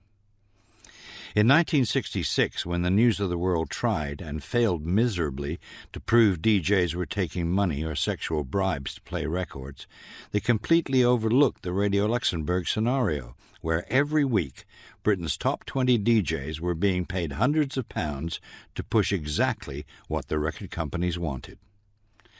I worked for Decca, Polydor, and Philips. I liked about 20% of the music I played, and I was seriously bored with the monotonous presentation style. The only saving grace was my producer, Eggy Lay, a portly man who wobbled when he laughed and played a mean soprano saxophone every Thursday night at the 100 Club in Oxford Street. He knew how we felt about the sponsored programs, and he shared our views. He finally left Luxembourg for the creative freedom of British Forces Broadcasting, where he lived happily ever after. Most people thought we broadcast from the Duchy of Luxembourg, that we flew out every night, did our programs, and flew back, sometimes about 3 a.m. Nothing could be further from the truth. In the 3 years I worked for Fab 208, I never once set foot in the Duchy. I still haven't to this day. We recorded the shows in Luxembourg Studios in Hereford Street, just behind the Hilton Hotel, in the heart of London's hookerland. It didn't take too long to spot the girls on the West End stroll. 3 times a week I would stand outside the studio having a cigarette and waiting for my session. At first the girls would ask if I wanted company. On the second or third meeting they would ask if I'd play them a request, and finally if they could come inside and see a show being recorded. I once took a lady into the studio on the pretense she was a budding pop star. Eggy Lay immediately saw through the deception, but let her stay anyway. Pete Murray told me the best story about the West End ladies. He was propositioned in Shepherd's Market by a gorgeous blonde who was willing to swap her favours for a couple of tickets to Top of the Pops. Soul-destroying as it was, Radio Luxembourg provided the best means to an end. Pete Murray, Alan Freeman, Brian Matthews, in fact, most of the BBC DJs worked on Luxembourg as a second job. My idea was to reverse the trend, work Luxembourg as a primary contact, and try somehow to get a toehold at the BBC. The toehold became reality in the spring of 1967. Dawn and I had moved from Ovington Square to a one-bedroom flat on the 20th floor of a tower block near Marble Arch. Chris Pearce was spending most of his time at Broadcasting House, trying to persuade the powers at the BBC that a Canadian accent would not sound out of place on the light program. After all, he argued, Dave was born British, educated at Holbrook, and has lived here most of his life. My mentor came in the form of a senior editor called Derek Mills. He was married to the legendary Doreen Davis, and between them they would control most of the daytime programming on both radios 1 and 2. My favorite Doreen Davis story involved a secretary, a kettle, and a gent's toilet. This is at least 10th hand, but I believe it of her. Doreen's office was located on the 4th floor of Broadcasting House. They would make coffee and tea in the outer office, which was staffed by 3 secretaries. To fill the kettle, one of the girls would have to walk down the corridor, descend to the floor below, and walk back along the corridor to the ladies' toilet, even though Doreen's office was adjacent to the men's room on her floor. It was suggested to Doreen that it would save a lot of time if they were to fill the kettle from the men's toilet next door. She was shocked by the proposal and said it was highly inappropriate. The argument raged for weeks until Doreen finally capitulated, but only on the strict understanding that Sally would venture into the forbidden area only as she was married, and only Debbie would stand guard as she was engaged. It was reassuring to know the morality of the nation was in such capable hands. Derek passed my name to a producer named Teddy Warwick, who loved poker. You can learn a lot about people by the way they play poker. Teddy played cautiously and gave very little away in either body language or facial expression. Once in a while he would take a chance and run a bluff, often achieving moderate success. None of us were willing to chance a pound note in order to find out if Teddy was telling the truth. I hoped his unpredictability, his willingness to take the odd risk, would work in my favor. The next week I received a call from Keith Bateson, who produced a lunchtime show called Monday Monday. Keith was the BBC's best engineer. When the Beatles did live shows, they insisted that Keith balance the session. He needed to be good to handle Monday Monday. The show was broadcast live from the Playhouse Theatre on the Embankment. The show starred Ray McVey and the band of the day, with singers Patsy Jones and Joe Fagan. For a disc jockey who was used to playing records with greatest hits and all that sort of thing in a small enclosed studio, it was a serious mind warp to be hosting an audience-led live program with a big brass band and two unknown singers covering rock and roll classics like A Whiter Shade of Pale and Day Tripper. I'm happy to report that Joe Fagan finally made it to the big time some years later when he had a huge hit with the theme from Ma Vie de Zane Pet. Monday Monday attracted an audience of coach parties, unemployed people, and little old ladies who would always sit in the front row and do their knitting. This became a particular nightmare for me, as the stage lights only allowed me to see the first 3 rows. No matter how good the jokes were, the reaction from the knitting brigade was always the same. Absolutely nothing. One week, during a warm-up, I recited a risque limerick about a man from Bengal. One lady in the second row nudged her friend. The rest didn't even drop a stitch. The highlight of this lunchtime lunacy belonged to the guest of the week. The criteria here was microphone availability, as most of the channels were being used by the band. A single guest was preferable, a duo acceptable, a trio was the limit. The Rolling Stones, assuming they would have been interested, were never considered because they were a 5-piece band. I had become friendly with Chaz Chandler through his association with the Animals, a group we had championed on the Pirates. Chaz had moved into management, one of his first clients being an unknown American guitarist named Jimi Hendrix.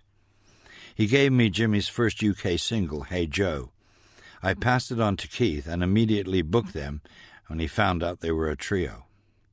Imagine the scene.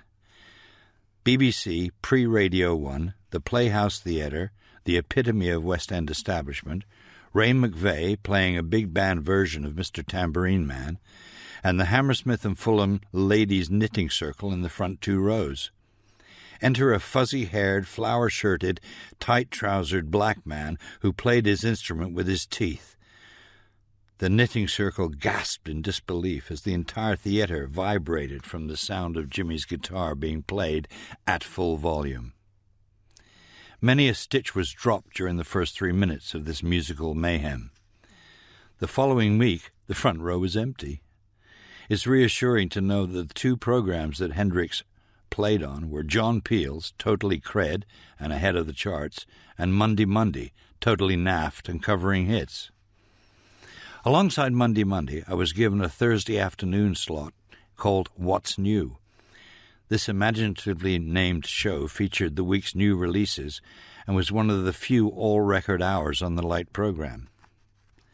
My enduring memory of What's New is the condescending way it was introduced by the continuity announcers, whom, I imagined, sat alone and angry in a dimly lit cubicle somewhere in the bowels of Broadcasting House.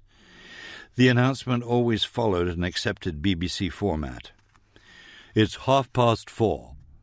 And now, on the Light program, a selection of new gramophone records, reviewed and introduced by Dave Cash. They hated us with a vengeance. We were not Oxbridge. We were not schooled in what was considered to be proper BBC etiquette. And some of us were bloody foreigners.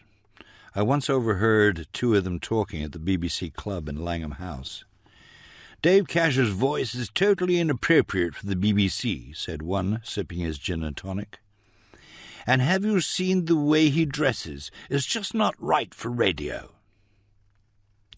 Continuity announcers at the time had an irony about them that reminds me of the Raytheon motto carved in marble and proudly displayed inside the entrance to Broadcasting House.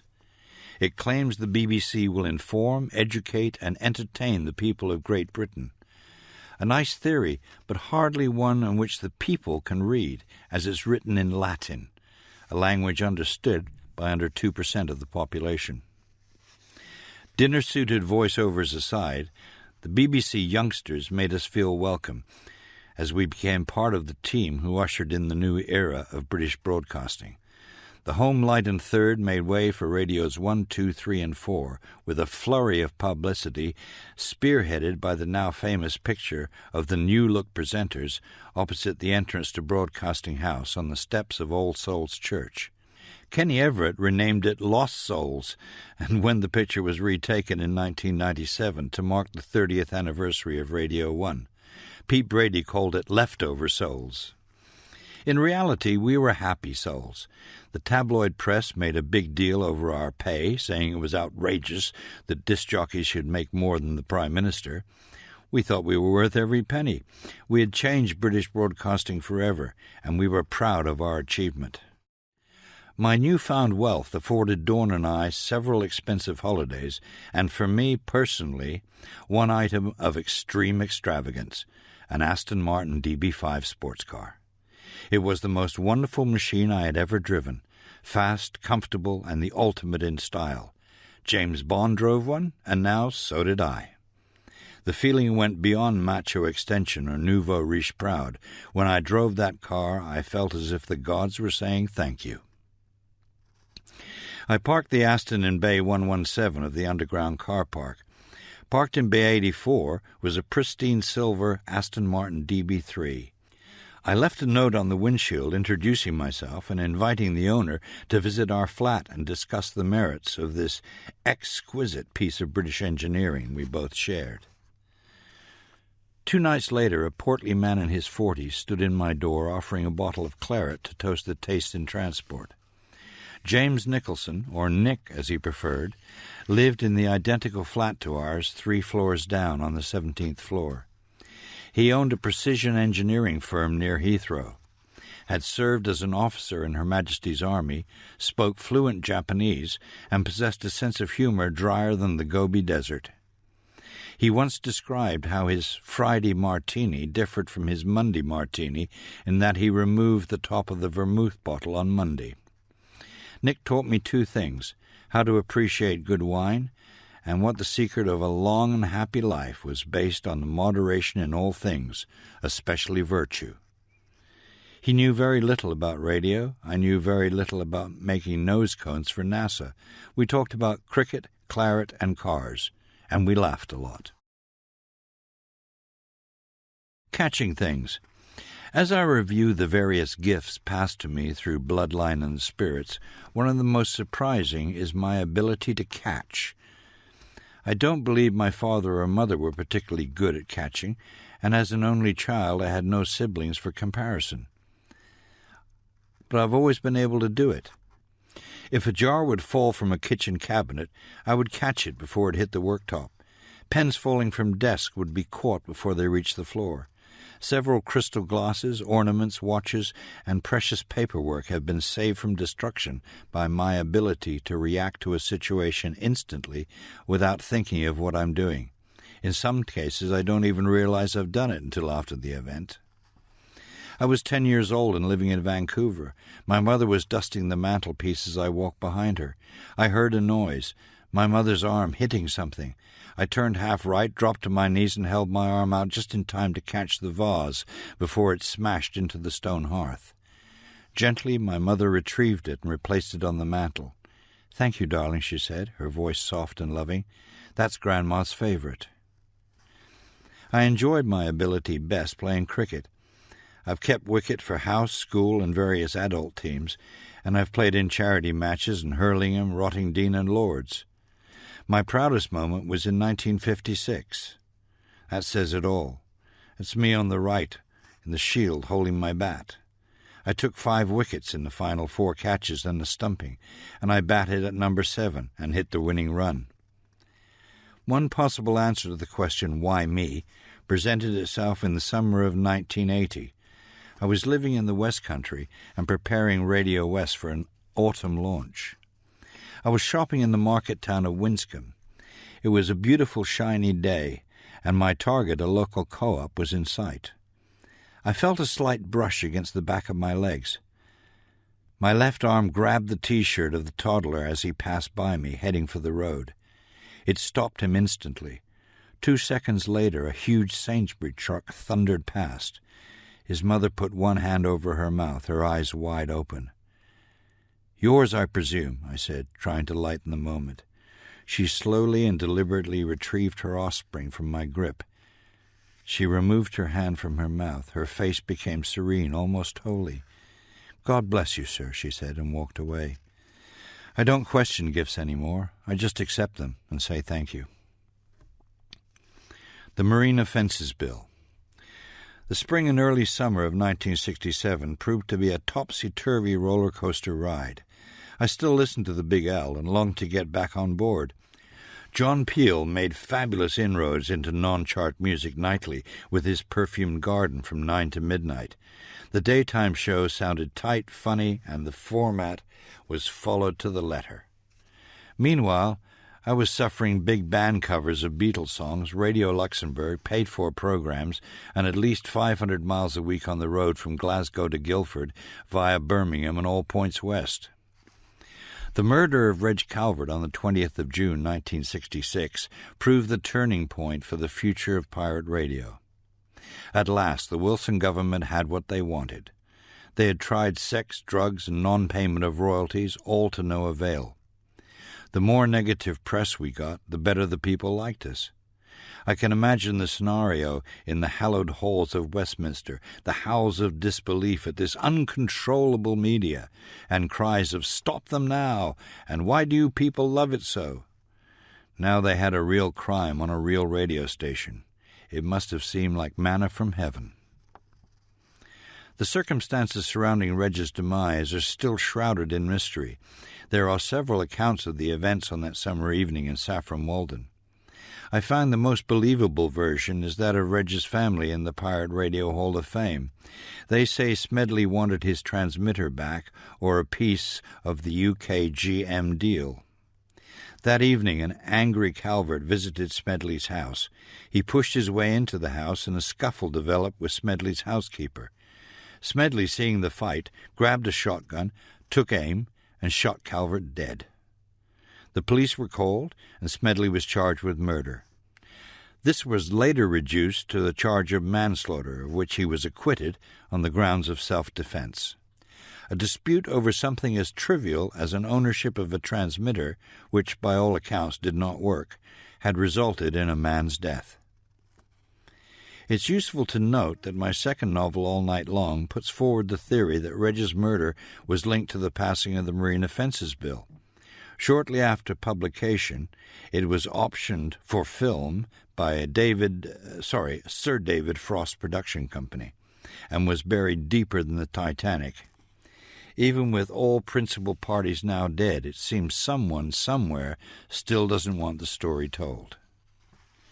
The summer of 67, a.k.a. the summer of love, seems somewhat muted to me, as on August the 14th they took away my dream.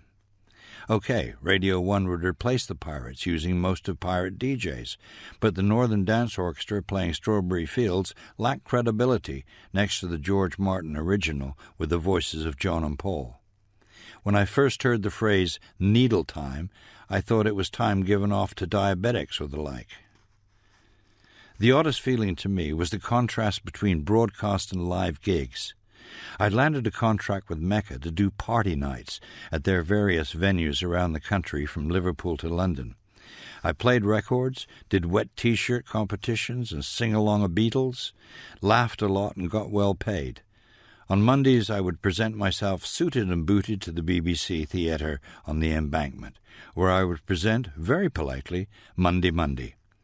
No jokes, unless submitted for approval in triplicate a week before, no competitions, no pranks with the audience, and the house band trying to come to grips with a whiter shade of pale. Beam me up, Scotty, or what?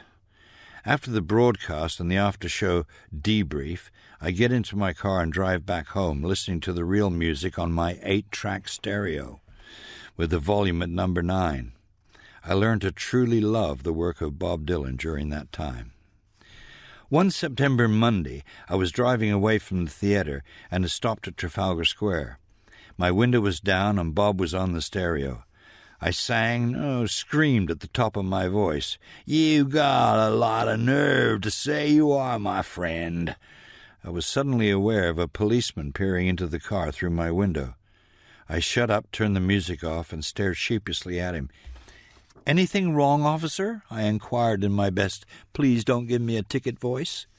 He burst out laughing and slapped me on the shoulder. "That's all right, Dave. We've been listening down the station. They really should do something about that girl singer. She's not Cilla Black, is she?" He laughed again. "Are you going home?" I nodded. "Well, Park Lane's a bit messy. Go Regent Street and cut across Oxford Street. You'll come to Porchester Place faster." Another smile and he was gone. Can you imagine that today? Slap on the shoulder, assault. Loud music, noise pollution. They listened to the radio in the cop shop, and he knew roughly, if not exactly, where I lived, and it didn't bother me at all that he did. There was a feeling of well-being during those few months, and not all of it drug-induced. Did the hippies have it right? Of course they did. The only problem is reality getting in the way of dreams. And 40 years on, what has changed? For Vietnam, read Afghanistan. For poverty, read poverty. Only now we've added a climate change to the equation. Will the next generation do what is needed to save us? I hope so. And in my way, I believe so. I can't end this chapter of rock and roll radio without setting the record straight regarding drugs. They were as much a part of the 60s culture as the Beatles, Stones, and the Marquee Club. Firstly, everybody does drugs.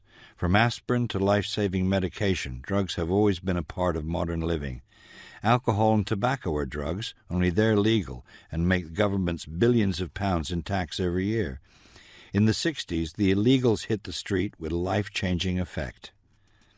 I had tried, dabbled, experienced, whatever you want to call it, with drugs since early 1967. Like the first drink or sexual experience or driving a car, one tends to remember the first drug taking with remarkable clarity. Mine involved two stalwarts of the 60 music business, Tim Knight and Derek Green, and an infamous flat in Shepherd's Market, London. Tim and Derek worked for RCA Victor Records, whose office was conveniently located around the corner in Curzon Street. We were meeting there to discuss the promotion of a bright young singer we all believed in named Harry Nilsson. The meeting was constantly being interrupted by phone call and management request, so it was suggested we reconvene at Shepherd's house. Shepherd's Market was the most notorious place for the sex industry outside Soho. Single-room brothels, outnumbered flats, and streetwalkers plied their trade from Curzon Street to Piccadilly. We never knew what we'd encounter on the short walk from office to flat. This day we had no propositions, not a single "hello, darling, fancy a good time." We thought this would bode well, and we might actually get some work done. Wrong! We entered the flat to a full-blown party in progress and a strange smell. Susie from the office was there. "Try some of this, Cashy," she said, handing me a joint. Within minutes I drifted into a love-filled, music-pounding, touchy-feely haze that lasted, it seemed, forever. When reality returned, I was in bed at home with Dawn leaning over me asking, "What did you guys get up to? I couldn't understand a word that Tim was saying when he dropped you at home." "Oh, thank you, Tim. Thank you. A few months later, my overall drug experience came to an abrupt halt. A friend of mine had said that if I took Mandrax before sex, or Randy Mandies as he called them, I could boogie all night. Well, heaven or what? I bought flowers, I shaved twice, the lot. And I duly took a tab and fell asleep for 18 hours. Oops, it's doctor time. My doctor took blood and 2 days later gave his verdict.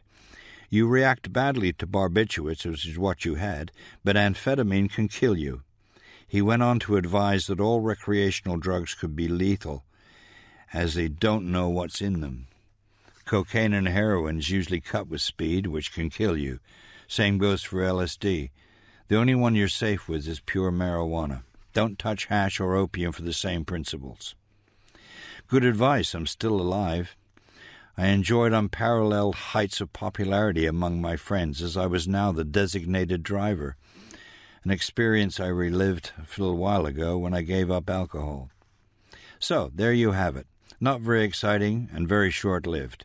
I dabbled, I took doctor's advice, and to this day I still enjoy a toke or two of good Jamaican after a hard day's work. I mean, how much soya milk can one man drink? Over the years, I've seen several friends and acquaintances fall foul of one kind of drug or another, and in not one single case has it been for the good. After a strenuous five-a-side football match at Chiswick with the Whalers in the 70s, Bob Marley took his customary long toke and asked me, "God made grass, man made alcohol and chemicals. Who do you trust?" I didn't meet the king of reggae until 1970, so more of him later. Just a few more things before I go. There are several business ventures that the stations were involved in.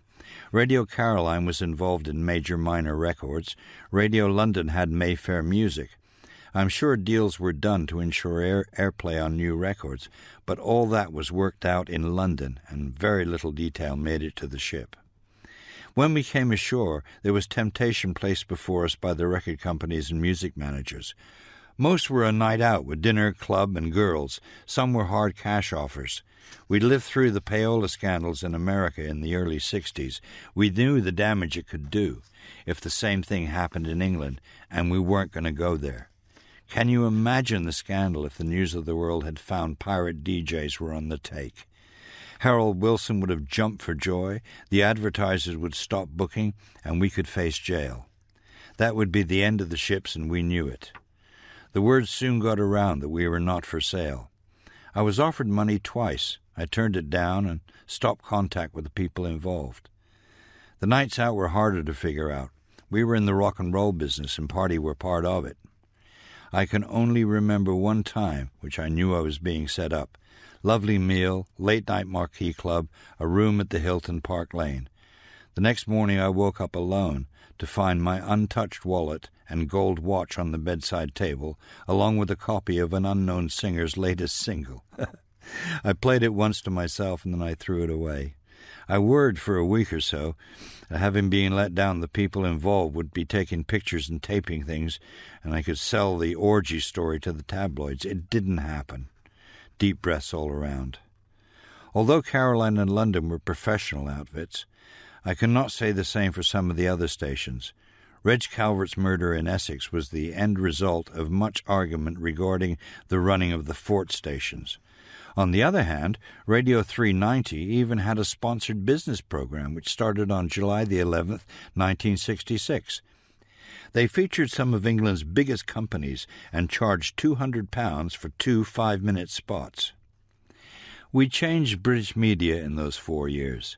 First, Radio 1, which started broadcasting 1 month after the Marine Offences Bill, ready or what, and finally, in 1973, Independent Radio.